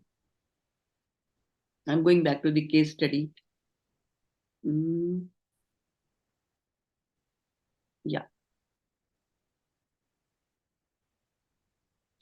Now, if you look at some of the questions, the first one is, how do you think the family would perceive this behavior? And if it was your family member, how would you perceive this? How would you take it? How would you accept it? How would you view it? Also, what challenges do you think the family members or attendants experience when they witness such incidents in hospital setting? So for them to come up to you and report and expect you to, provide some relief or some action, it's not easy. Even they believe that you are part of the system and your team member is also part of the system, so you will not be very, very cooperative with them. And then what support or guidance would be helpful to attendants who witness mistreatment or mishandling of patients? So do you have any system in your hospital where patient or their family member can come up to you and complain that this is what I have experienced? We have, ma'am. We have it, yeah. We have. So if you have it and if it is functioning, yeah, we do, ma'am. We take feedback from IPD patient also and OPD patient, both, because OPD also we face that problem, waiting for the doctors or the place so is not how needed. promptly are you able to address those complaints or Madam, those? we take the feedback, okay. Written feedback also we take, and if we see servers also saying the same There is thing. Nivedita, But your voice. We do the next. Hold on, your voice is breaking. Nivedita, switch off your video. Are you getting my voice?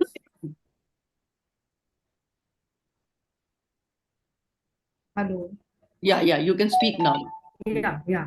Ma'am, the thing is that we call immediately the next day. We take the call for the patient who is complaining. We give the 1, 2, 3 point, like that way we make it. Okay. Then who writes not only ticking there is a marking. Okay. Then with that marking also we see what the comment they have given. Okay. So then we call them. We call them back immediately from the customer care division. We call the patient attender and we want to know exactly what has happened. Okay, and then immediately Nivedita, hold on. the... I'm sorry, I'm stopping you. Nivedita, I'm so sorry, I'm stopping you. See, what I want to bring in here, in every hospital, I know there is a system. But is that functioning in real sense? That's the message I want to give. If you are sure that yes, patients' complaints are taken seriously and Yes, appropriate timely action is taken, I think I'm more than happy with that. I'm sure every hospital has that system. Even places like restaurants and theaters also have this. Airports. But is the feedback taken seriously? That's the question I want to ask. And if you think you are taking it seriously and also attending to them promptly, I think we are good to go. More we will. One thing I want to share you, like you told the billing part, see the complaint was for TPA case, TPA third party case, that is insurance case. Normally, actually we used to face previously, okay, that itna kyun late ho raha hai, why you are taking 4-5 hours, okay. Now it is mandatory. We do counseling of that particular patient. We call them and we do counseling, and we even in written form also that aapka, like it will take, if the policy get cancel, you have to pay as per hospital tariff. Then we write there and they sign in that, in the written form. We write through not printed one. We write in front of patient attender while explaining that if there is any discrepancy in the amount, then the remaining amount you need to pay here. It will take 4 to 5 hours for your dispatch. So Nivedita, hold on. I think again, Nivedita, hold on. I think we'll be digressing because the discussion can go on and on. I understand that. If we are communicating effectively in a professional manner, and we are not just getting signatures by them just to fulfill the formality that we had informed you, and in case TPA fails, then you'll have to pay, and it's not my responsibility. You can't hold me. I think I just want you to check your approach. That's all. And if you're doing it well, I'm very, very happy for you. Now I'm going to the next. No, because they stop fighting that way. Nivedita, we have to hold. We have to put that on hold because I want to share the protocol with all of you. But before that, I want to ask who all are presenting today. Is anyone presenting? Archana is presenting. Anybody else? Let me remind everybody, if you do not present in the next, actually the last session I normally avoid for any presentation because we have to take feedback and there are a lot of discussions in the last session. But if you fail to present in the next 2 sessions, you will have to record your video on your own, share in the group, then you can claim your certificate. I'm making it very, very clear. That's a very small requirement I have put for everyone. You will have to fulfill that. But don't expect me to just give you the certificate because you are attending. I hope you understand my point of view and you agree with me on that. So Archana, I will be leaving last 10 minutes for you. We are left with around 27 minutes. I will try to finish my presentation in 15-20 minutes, and then Archana will be presenting today. Last time 2 people have presented. This time Archana is presenting. So those who will not present, they will first have to get their PPT, vetted by me, and then also, do your recording and then share the recording with everyone. That's your call. Okay. So let me share the screen with you and share the protocol that I can, share with you, which you can also use in teaching and training your team members, because ultimately they should know what is the way of doing it. So let me share these steps to manage and resolve complaint. I think step 1 for any interaction is, if somebody comes for anything, let it be complaint, suggestion, some request, or some kind of feedback, most important is that I give them a feeling that yes, I'm ready to listen to you. If I'm able to communicate this much, I think half the problem is gone. Now, if you saw when Suyog and Anas came in, I immediately asked, Suyog, you have come. Do you want to say something? One, I showed that I know your name. I know you personally. So if you have a patient who is with you for 2, 3, 4 days, you need to definitely know the patient's first attendant's name, primary caretaker. It should actually be written in the case sheet and their phone number also. And we should always communicate with them. That helps build rapport and also build trust in you. So, and when you call them by name, they get the feeling that, oh, doctor knows me. But even if you don't know, there's no harm asking what is your name and what is your relationship with the patient. That establishment is very important. And when they come in, when you look at them, when you smile, when you offer them to sit, and then you say, tell me please, how can I help you? That's a wonderful way of making your beginning. Usually when they are aggressive and they are upset and they want to complain about something, it's always good to segregate them from others. Make them sit and talk, because as I said earlier also, when you make them sit and talk, their energy to fight goes down.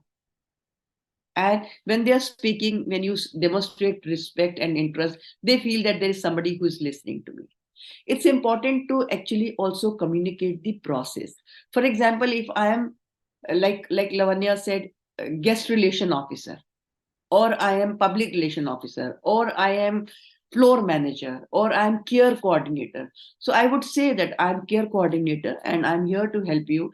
Let me understand your problem and I will try my level best to see what best can be done to elevate your apprehension or concern. So what you're trying to say is that who I am, how I'm going to help you. And when I if you remember, I did say to Suyog and to Anas that I can see you're very upset. You seem to be very upset. I understand there must be something very serious that's bothering you. So you're nothing but acknowledging their emotional pain. And I think even Jayapriya did the same thing when she did her role play. She did say a lot of time that I can see you're very upset. And for anybody, it's very normal to feel upset when your family member has been mishandled by somebody. And then assure them of the best possible help. So it's very, again, asking them, what is it?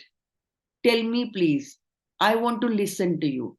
Rather than just getting into the moment they said ki your staff is unqualified, they are not even having proper qualification. When this allege like this, usually we become apprehensive and we become aggressive also with them. But asking them to specify what is the concern, why are they here, that brings their attention to the point that they are wanting to talk. If you remember this, we have already discussed in one of the sessions, probably second session, where I talked about the attentive listening skills. They need to be brought in here. Listen to them, make adequate eye contact, avoid doing anything simultaneously, because they feel bad that they're not getting 100% attention. Lean forward to communicate that yes, I'm interested in listening to you, I'm seriously listening to your word. Nod in between to show that I'm listening and I'm understanding. At that moment, whatever they say, it is just anger that's coming out. So avoid interrupting and making your point. If there is anything that you want to clarify or you want to ask further, note down, and then you can ask later once they have finished. And half the suffering diffuses if you listen to them attentively. It's very important to see situation from their point of view. A lot of time, the pain point is very different than the one they have brought in. So in this case, they said, my father, whom we have been very, very respectful, he has been hurt by your staff. So you clearly see that they are taking it as a personal insult to you, to the patient. So if you will try to get little deeper, you will understand what exactly is their concern. It's very helpful to observe their demeanor. When you will see their body language, their tone of voice, you will get an idea. Are they anxious? They are panicking? They are scared? They are aggressive? Or what it is? And from tone of voice and other selection of words also gives you an idea about what is in their mind. At the same time, you need to keep a check on your demeanor. Your facial expression, eye contact, body posture is also making communication to them. So if you look disinterested, if you look angry, if you look unconcerned, it gets shown. It gets shown, and that's very dangerous when they're able to see that you are not interested in listening to them. A lot of time, when we try to just interrupt them in between or correct them or try to justify, how can you say this? Who told you that we have untrained staff? Where did I overcharge you? How can you make such complaint that nobody is looking after your patient? All my staff is trying to look after you and you are saying that. So there is no point, trying to correct them or justify yourself at that moment. At least initially, they're not in mood to listen. It's always good to allow them to, say what they want to say. Another important thing is at that moment, we need to, be very careful about what we say.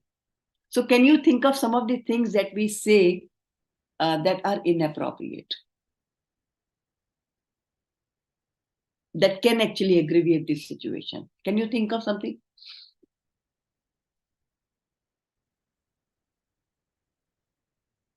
Can you think of?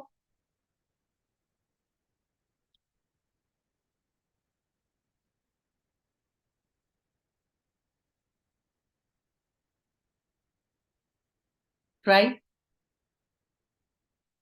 I can see an answer in the chat box. कोई बात नहीं. क्या बकवास कर रहे हो? Yes, we can understand. So when we say we can understand, then they're okay. But usually a lot of things we say which is inappropriate. We are like this only. Do whatever you want. Oh my goodness, that's very dangerous, Archana. Okay, we'll assure. Again, if you're assuring, that's appropriate. That's not inappropriate. Of course, we should not be over assuring. But yes, sometimes we say something that can be very, very dangerous. So, for example, when you say something like, it's not a big deal. You are making an issue of a small thing. Or you are wrong. Yes, it's okay. It's not a big thing. What can I do? That's not my job.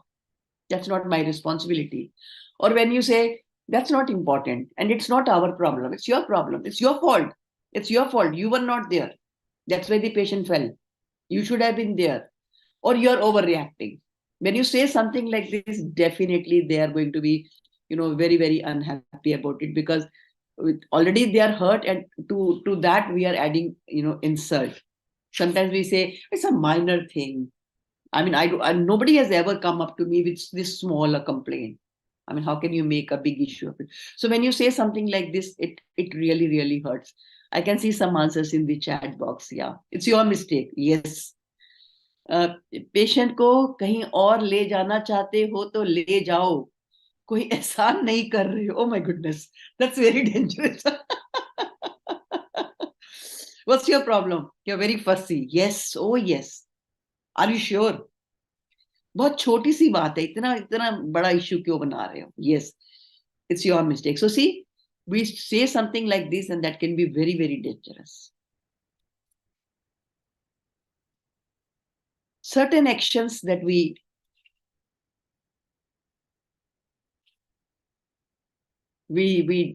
make that can aggravate this situation. For example, when you do like this, what can I do? Or when you stand toe to toe and you say, who is this? Why are you telling this? Who told you this? That's not our problem. So you are kind of again trying to, physically trying to show anger and aggression to the patient. So in this situation, it's very important to, first of all, empathize. Look at the situation from their point of view. And also recognize and acknowledge their feeling. If they're upset, they are genuinely upset because something must have been really very, upsetting to them. Then at the same time, if you not only acknowledge, but also normalize. What is normalizing? Can somebody tell me? How do you normalize? How do you normalize? Tell them that they're agree with them that their reaction or the response is valid. Even we would have done the same in the similar situation or felt the same way. Yeah. So empathy can be actually expressed in 3 levels: acknowledge, normalize, generalize. So acknowledge is, yes, I can see you're very upset. Dr. Praveen, you want to add something? Yes, correct. Please. For normalizing, what we can say is that, okay, this has happened. Now let us work together and find out what best we can do to solve this problem. Yeah. So normalizing is normalizing. You can involve him and make him on our side in correcting the problem. Okay, so you are going to the action part or to the solution part. So in empathy, acknowledging is, yes, I can see you are very upset. And then we say, it's normal to feel like this. I can see you're very upset and it's normal to feel like this. Anybody in your place would behave in the same manner or would be upset about it. So what you are doing, you are generalizing it. Acknowledge, normalize, generalize. It's normal to be very upset like this. It's normal to be. So not that you are endorsing their behavior, but you are validating their emotion. And when you say it's normal to be upset when others are not able to understand your point of view, and then anyone in your place will be upset. If you had to wait for 2 hours, anybody in your place will be upset. Let me see what I can have. After you empathize, now you take them towards solution. Apologize, as I said earlier also, apology has two interpretation, especially when you apologize for the inconvenience. It's an expression of compassion. It works in almost all situations. The second expression is expression of responsibility, where you actually take responsibility of your staff's behavior. The first is always appropriate and it works in most of the situations. Of course, the second one will be when it is true. And if you can see that, patient has suffered harm because of your staff's carelessness or unprofessional behavior, you will have to take responsibility and apologize. You can't deny that, no, that's not our fault. It can happen. That kind of a apology does not work. So by the way, how apology fails, we have seen sometimes we apologize, but that apology does not work.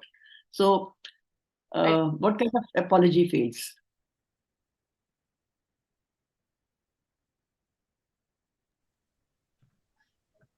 When the apology is given and you don't look sincere about it.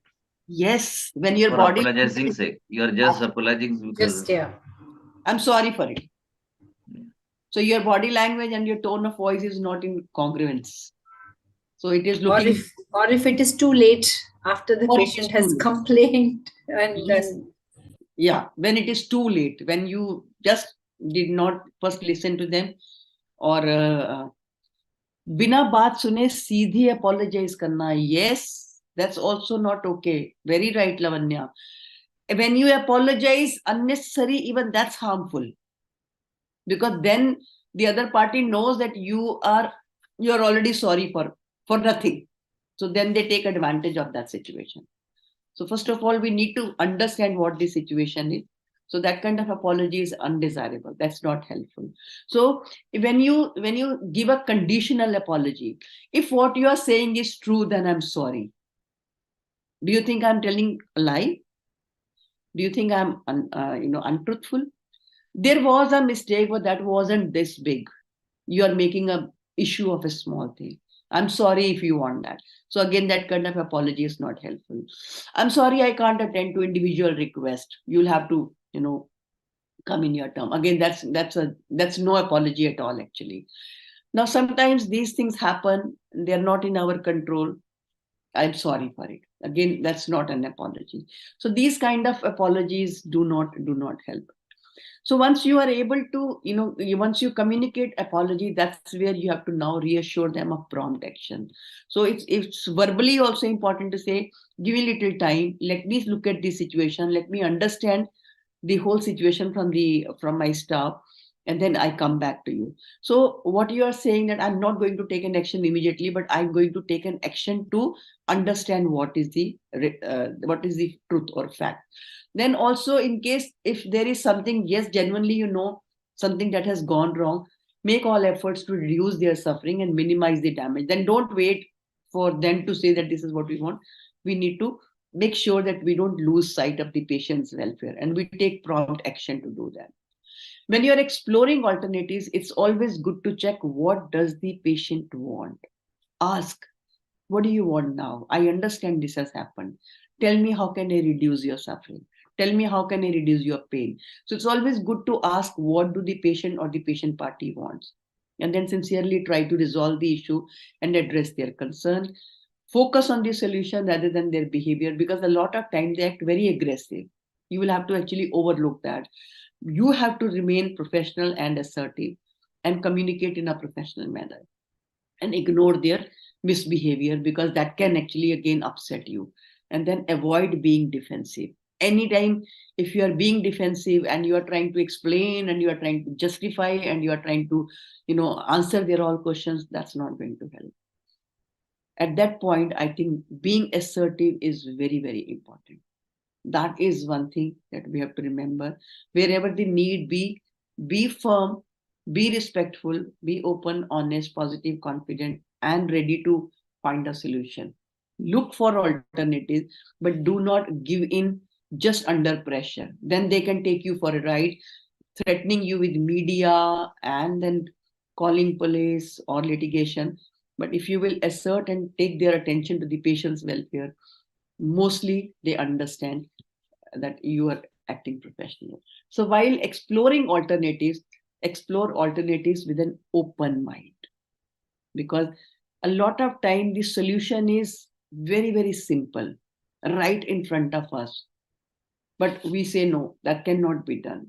A lot of time what they want is very simple, easy, doable. We need to be. So for this, I want to give you an activity. Have you done this activity earlier?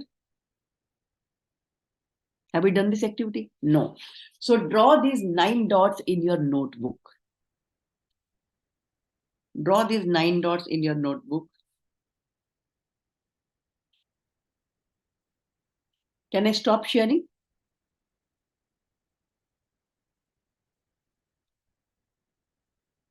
Okay. So draw these 9 dots in your notebook and connect these 9 dots with 4 straight lines without lifting your pen.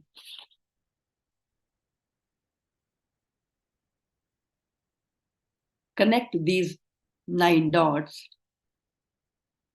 with 4 straight lines without lifting your pen.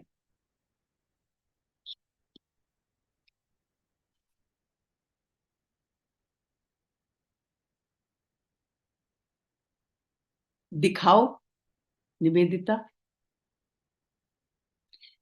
कितनी lines हैं? तो बीच वाला dot कैसे connect करोगे? बीच वाला dot कैसे connect करोगे? Yes, Priyanka आपका हो गया? कितनी लाइन है अर्चना? प्रियंका आप दिखाओ, सामने दिखाओ, क्लोज क्लोज। एक डॉट नहीं हुआ Priyanka.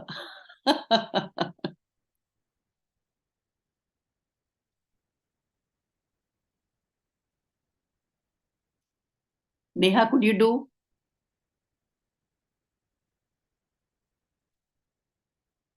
Try. You have done it earlier.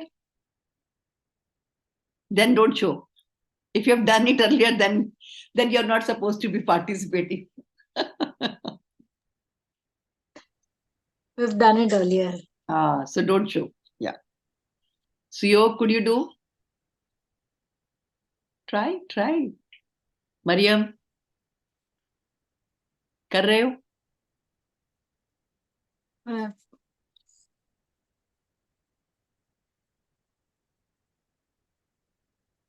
Okay.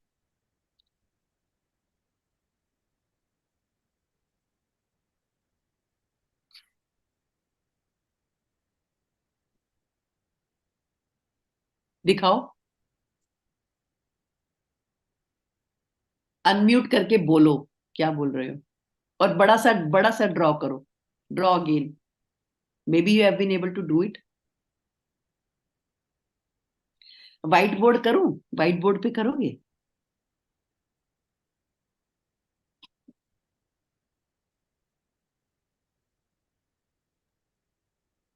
I'm not able to do it, but I think there is something you have to go out of box.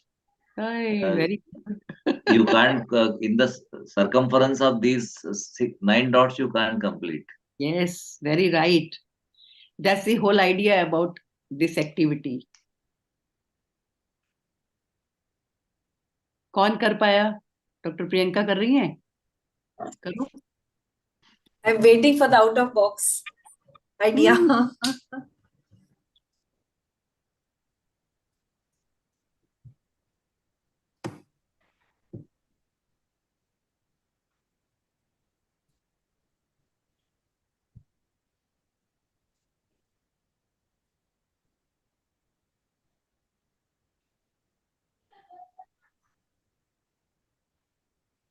Okay, let me show you the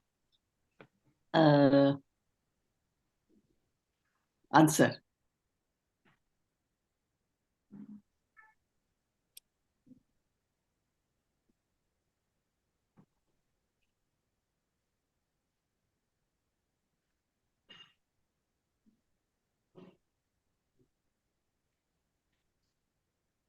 So you're right, you have to go out of box.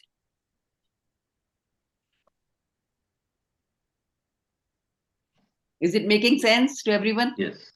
Yes. So the whole idea is that when you are resolving conflicts, when you are attending to people, you don't only always have to just, think within the box. A lot of times solutions are very much in your sight.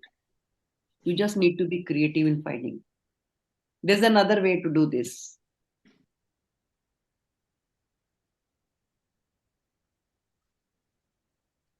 And if I told you that these 9 dots can be connected with 3 lines, will you believe me?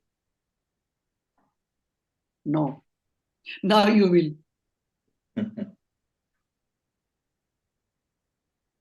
So the whole idea is that we need to keep the larger interest in mind, because a lot of time, as I said, small issues not addressed timely can have disastrous consequences.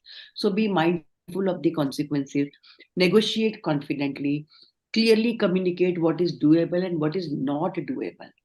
Sometimes they may say waive off the charges, and there is no, they may say we'll call media, or we will put your post in the social media and we'll defame you. So these are the ways they may try to threaten you, and you are not wrong, and if your documents are in place and there is nothing wrong on your side, it's important to communicate to them that that's not doable or that's not in your hand. So in case something is not in your authority, always assure them that I will escalate to the higher up and let them take a call. At the same time, I think, again, please do not corrupt the mind of your senior to whom you're escalating this. Problem is, a lot of time when we escalate, we corrupt the other person's mind and we create bias. So that's dangerous. You can, escalate it just by mentioning that this is the issue and whatever can be done should be done to minimize the damage, and then genuinely forward your concern to the higher. So when you are in this process, because it's a very overwhelming kind of an experience, it's very important to keep an eye on yourself. How are you feeling in this situation? A lot of time, we become overwhelmed, we become aggressive, and if you ignore your feeling, there's a risk that you can overreact to the situation. So if you think you are getting overwhelmed, or you are likely to become aggressive and you will not be able to handle it in a calmer manner, it's always good to let someone else handle it with a fresh mind. Also, please remember the stop loss button. A lot of time we just go beyond a point and we incur major losses of because of becoming aggressive or overreacting to the situation. Then we all have hot buttons. We should know our hot buttons, work on our hot buttons, because if there are certain hot buttons, and if somebody is, for example, if somebody says your staff is untrained or they're unqualified, so that could be your hot button and you can lose control. So know this, and also understand that they may say something like this, I don't have to overreact to it. Or sometimes they say that you have kept the patient to earn for one more day, you wanted to charge us for today, and that's why you have not relieved us. So again, that could be your hot button, that I'm not doing this for earning for one more day of patient stay. But then we have to remember that from their point of view, they may think in that manner which is appropriate for them. So once the whole thing is over, it's very important to document. Make sure that you document the person who had come to you with complaint or whatever request, their contact details, what exactly happened, how they defined the problem, how you responded, what options were discussed, and then what option was ultimately agreed. Then also any suggestions regarding the solution. For example, if you could see that patients are upset because they are not informed about the long discharge process. So your suggestion could be, why not inform the patient right when the patient is being told that you're going to be discharged today? And at the same time, if the consultant can say that discharge procedure takes 4 to 5 hours, so by evening you will be discharged. That's your suggestion. And then in case you think that there can be a follow-up or somebody might want to contact you, so how you can be reached, you can write your name and the contact details. After every episode, it's very important to sit and reflect. If we do this, I think we will be better prepared for handling such situations in future. Sit back to check in how you felt in this situation and how are you feeling now. You can discuss with your team, you can discuss with your colleague, read relevant material, because that will help you to prepare, get knowledge and skills and ideas on how to handle this. And then work on upskilling your team and yourself in conflict resolution, in such negotiation, how you need to have patience, who all need to be there, how they need to be handling it. All that can be discussed and upskilled with your team, so that you are better prepared in handling such situations. So to quickly summarize, the 10 steps that we have discussed in this protocol is: attend promptly, communicate and follow the process, ask their concern, acknowledge their complaint and also the concern, express empathy, reassure of prompt action, apologize for the inconvenience, explore alternatives with an open mind, make sure that you document and also sit and reflect on what has happened. So this is in nutshell about handling and resolving complaints. And if we can do that, I think most of the problems can be managed at a very, very elementary stage. And it's not just one person who should know how to handle it. Each one of us should work on learning how to handle patients' complaints. And also we need to create a culture of being helpful to the patient and their family. If that's there in our approach, I think we can handle most of the situation. Any questions about whatever we have discussed? I just want to share. So one of my patient, I think 2 weeks back, usually here when a patient comes and then we have to call them back after a day or two with the reports. So there was one report which is pending, and there was an email from the patient. I had to call her and it just slipped out of my mind and I forgot. So after 3 days again she calls. It's been 6-7 days now, and sometimes patients really get. It is actually a very small thing. Report is normal, but she was really anxious about it and she got really agitated. Then she called me, she couldn't get across. And then she called the staff, who was also not rude, but I think she cut the call quickly and this one thought that she's rude. So then she when I called her back, she was really furious that you didn't call me. I just said, okay, I'm so sorry. It was my mistake. I had to call you. And the whole thing diffused. Which would have, if so, I can just go through the whole thought process of the sorry just came that yes, it was my mistake, it was an error, it was an emergency, and then she understood. But she was really boiling, and then I could just actually see her physically. Cool her down. You could cool her down just by saying sorry. It would have just, that's what actually, I mean, they know nothing can be done. It's a trivial matter sometimes, but if I had said it's normal only, why do you have to worry? Why do you have to get agitated? Why are you getting so this thing? I can really imagine how things would have gone. That's not my job to follow up. You are supposed to call. So what? You think I'm sitting ideal to listen to your phone? I have 110 things. So when you say something like this, it will definitely aggravate. Absolutely. I think thank you for sharing that experience. And that shows apology works. Apology works. Yeah. Thank you. Thank you. So I think I will not hold you further. I will ask Archana to make her presentation. Although I know it is 10:05. So Archana, I request you to finish in 8 minutes, so that 10:15 we close the session. Okay. So I am making it multiple participants can share simultaneously. Yes. Now you can share your screen.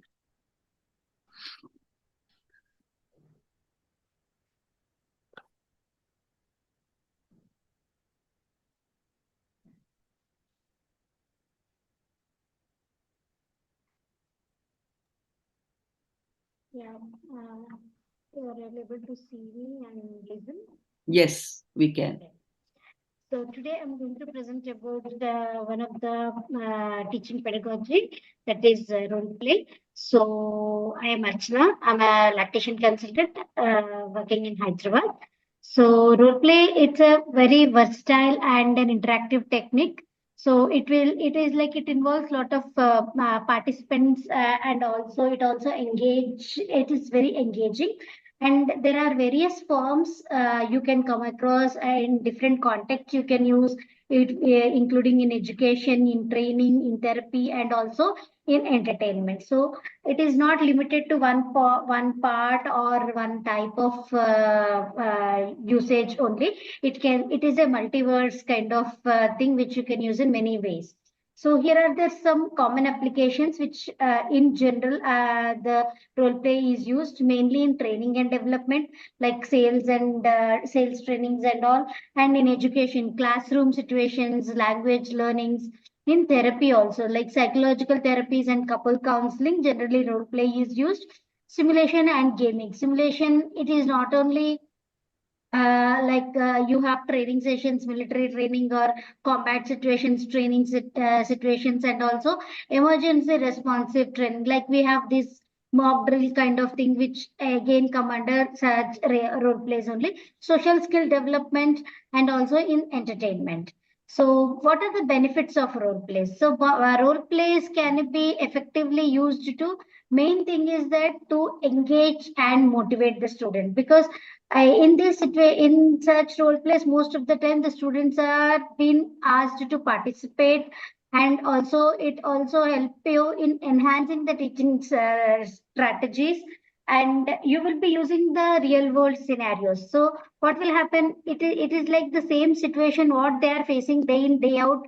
If you are able to show them that situation and ask them to act on it, it is more engaging, and most of the time they can learn it themselves, and I feel that it will be more effective way of presentation, and they will remember it for a long time. And this also is it also provides you opportunity to critical observation of your peers. That means you will understand how the students are acting, what is their point of view, what differently they can do. All these things you will be able to understand during the role play situation. Then comes how to plan a role play. How to plan a role play? If you want to conduct a training session and want to plan a role play, what are the things you have to keep in your mind? Main is first objective of the role play. What is your objective? What kind of topic you want to choose? What scenario you are choosing? Whether you are choosing, like today we had two role plays simultaneously. Like we have taken the conflict resolving scenario, and we have done last session also we had a role play where aggravated patients and doctor scenario we had. So you have to choose a scenario, and as we are doing, we have to have a real life scenario. If you are teaching in a hospital, if you are teaching to HR department, take their real life scenarios. If you are teaching to the nursing department, take the real life scenarios, what they accept. So if you main here is the adaptability of this pedagogy is you can involve any kind of situation to any kind of people. It's not only hospital, it's in teaching, everywhere you can use. And again, like debriefing. That means you have to, in the final stage, after everything, you have to debrief what we have, like point 1, point 2, point 3, we have to do. And also, you can engage and participation. You can ask, improvise the situation at that moment, and also make it much more interactive with the like participants. You can, if three people are playing a role play, you can ask the fourth person to tell their view also. So that can also be happening this in the role plays. So what are the do's and don'ts of role play? Because when you are taking up as a training pedagogy, you should also know that what you should not do and how to plan your role play. Main is clear objective, as I told you, and tailored to the audience. As I already told you just now, if you're taking a nursing situation and if you're taking a doctor or a GRE, guest relation officer kind of situation, the nursing students would not be interested to know, and they will not be, you are kind of ignoring their background. If you take appropriate situations for the nurses, they would definitely get more engaging. And realistic characters, like you are so and so, you are so and so. If you take the realistic characters, or actually, I would also like to tell here something is, like when we do trainings, we take the situations how we face in our patient. We take our feedback forms or something, feedback what we get from the patients. We take those scenarios exactly and enact in the room of people, so that they will understand what mistake they have done, what better they should do, and how, if they face this situation in next time, what are the things they should remember, or how they will not repeat this mistake. So, and also adequate information during the role play. You should also give them what is wrong has been done and what has to be done. That means there should be two situations always. And also active participation. You should always ask the an audience to have a participation between the in the role, during the role play. And debriefing, as I already told, you should always have debriefing. Do not skip debriefing. If you skip debriefing, only thing is that half of the points what the some minor points what they have to be captured to the audience, they might not be able to have that full, they will not be able to hold that complete capturing of those points. And also we have to discourage the reflection, and also we should also be very flexible. That means while doing the role play, you should always take the situation, take some inputs from the audience, and also you can improvise at that point of time also. You need not to be very rigid. You do not to be strict to the script or anything. So these are some do's and don'ts of role play. So overall, it is very dynamic. It is very engaging. It can be very adaptable to the situation, and it is very much. It will be significantly contributing to the various domains. It is not only stick to the hospital domains. It not only stick to the sales domains and all. It is actually dynamic. You can use in any scenario. Example, teaching your kids also. Thank you. I hope I have not rushed it. No, I think you have done good job. Can you stop sharing? Yeah, yes. Yes. Yeah.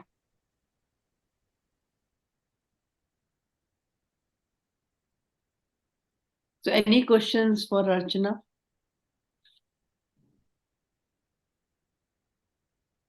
Anybody would like to give feedback to Archana about her presentation?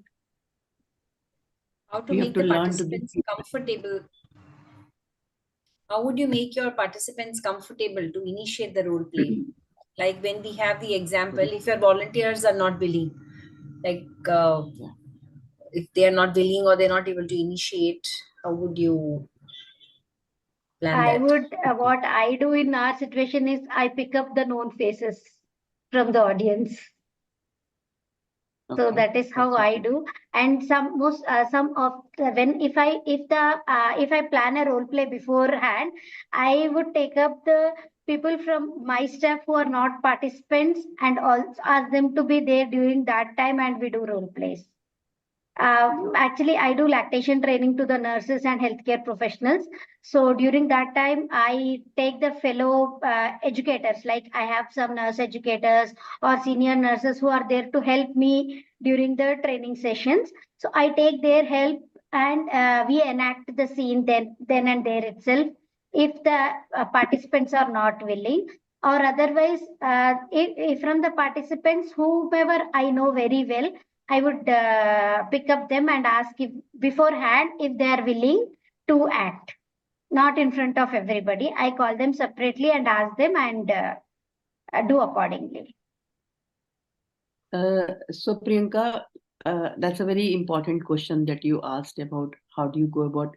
See, in Archana's case, maybe she had people whom she knows, and there are people who are her fellow trainers. So naturally, she would have people who can do the role play. But in any situation, I think first of all, helping people understand the importance of doing role play and how that will benefit the participant is something that we need to ask. First of all, we normally ask how many of you have participated in role play. So there will be few who have participated. So these people will be most likely forthcoming to do the role play.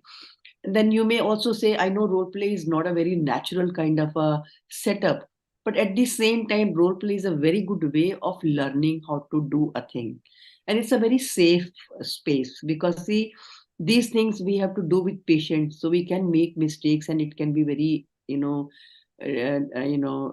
disastrous sometimes if we make that mistake. For example, breaking bad news. Now, if you learn how to do it with your fellow professionals and in a little artificial setting, at least you learn how to speak, how to mend your tone, how to look after your body language. But same opportunity you will not get in real life. So their damage done is damage done. So therefore, role play is a very good way of learning at least difficult conversations and difficult communication. So and that's how you kind of create comfort, and also ask what are your hesitations in role play. And people will come out with this, oh, it is not natural. I mean, everybody is observing you, and then you kind of elevate their anxiety by saying, see, we are all together into it, all of us are learning, so we can make mistakes in each other's presence.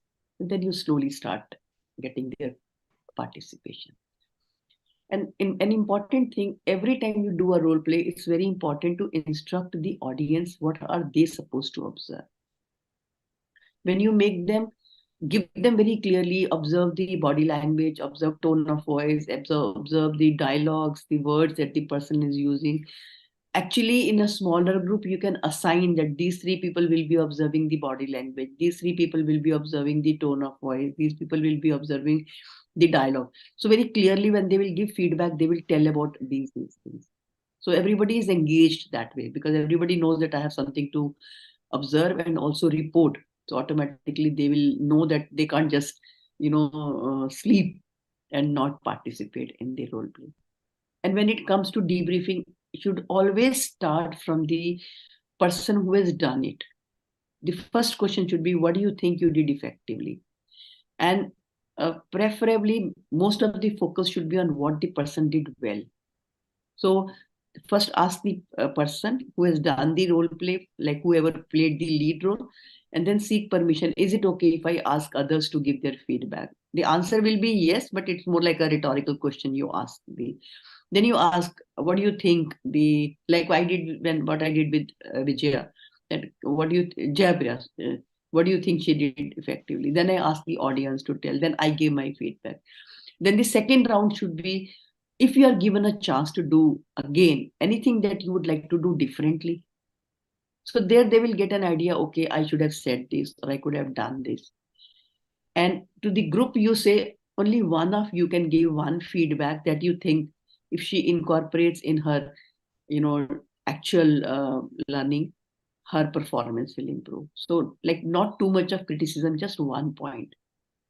So that way people get encouraged to participate in role play, and we also are able to give genuine feedback. Yeah, I think we are so conditioned to tell the negatives first, so that positive feedback is so important. And the ratio is 4:1. 4 good points and 1 negative point. Yeah. Yes, Dr. Suyog, you want to say something, please? Yeah, just wanted to contribute to that. So I was involved in this family planning trainings, in counseling trainings. So this was in the public hospitals in Rajasthan. So this was a 4-day training, and we had a participants of 15 to 20 in the public sector hospitals. So since I was the trainer there, and so what we used to do, we had this counseling sessions for all these participants, and we had to make sure that all these participants they are they are well versed with this ready checklist, and then they have a gather technique for counseling. So what we did, so we had one or two demonstration by the facilitators first, then we had some demonstration who were actually very much willing. Then what we did was we divided all those participants into three groups, like three individuals in one group is of three individuals. So all the three individual has to do a role play, has to become a counselor. So one becomes a counselor, one becomes the client, and the third is the observer. So we give them a checklist. The observer notes all the points that are good or bad, on the form of checklist. So in that way, and they will rotate that. So first, That sounds the, good. So if we have a one lot of will time, for example, when I do patient counseling training, we do out of 6 hours, almost 4 hours we devote on role plays. Only 2 hours of theory and discussion. 4 hours are on role play. There you can actually practice what you are saying. In rotation, everybody plays the role of a counselor, and then one is the patient, and the other one is either family member or observer, as you are saying. But yes, role plays are a wonderful way to learn. Yeah. Archana, thank you so much. I think you did we a also, wonderful presentation.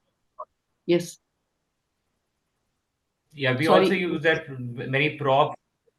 So for in contraception, we have this basket of choice. So we have all those packets of contraception, and then tell the advantages. They have that MEC wheel, and a lot of other stuff. Yeah. Audiovisual aids. Yeah. Audiovisual. Any other question, feedback?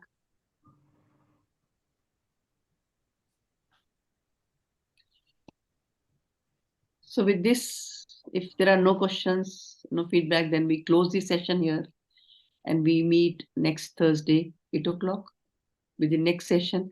And I request those of you who are presenting in the next session to get in touch with me and get your presentation vetted and finalized. Thank you. Thank you, everyone. Good night. Good night. Good night and Happy New Year, everyone. Thank you. Thank you. Bye-bye.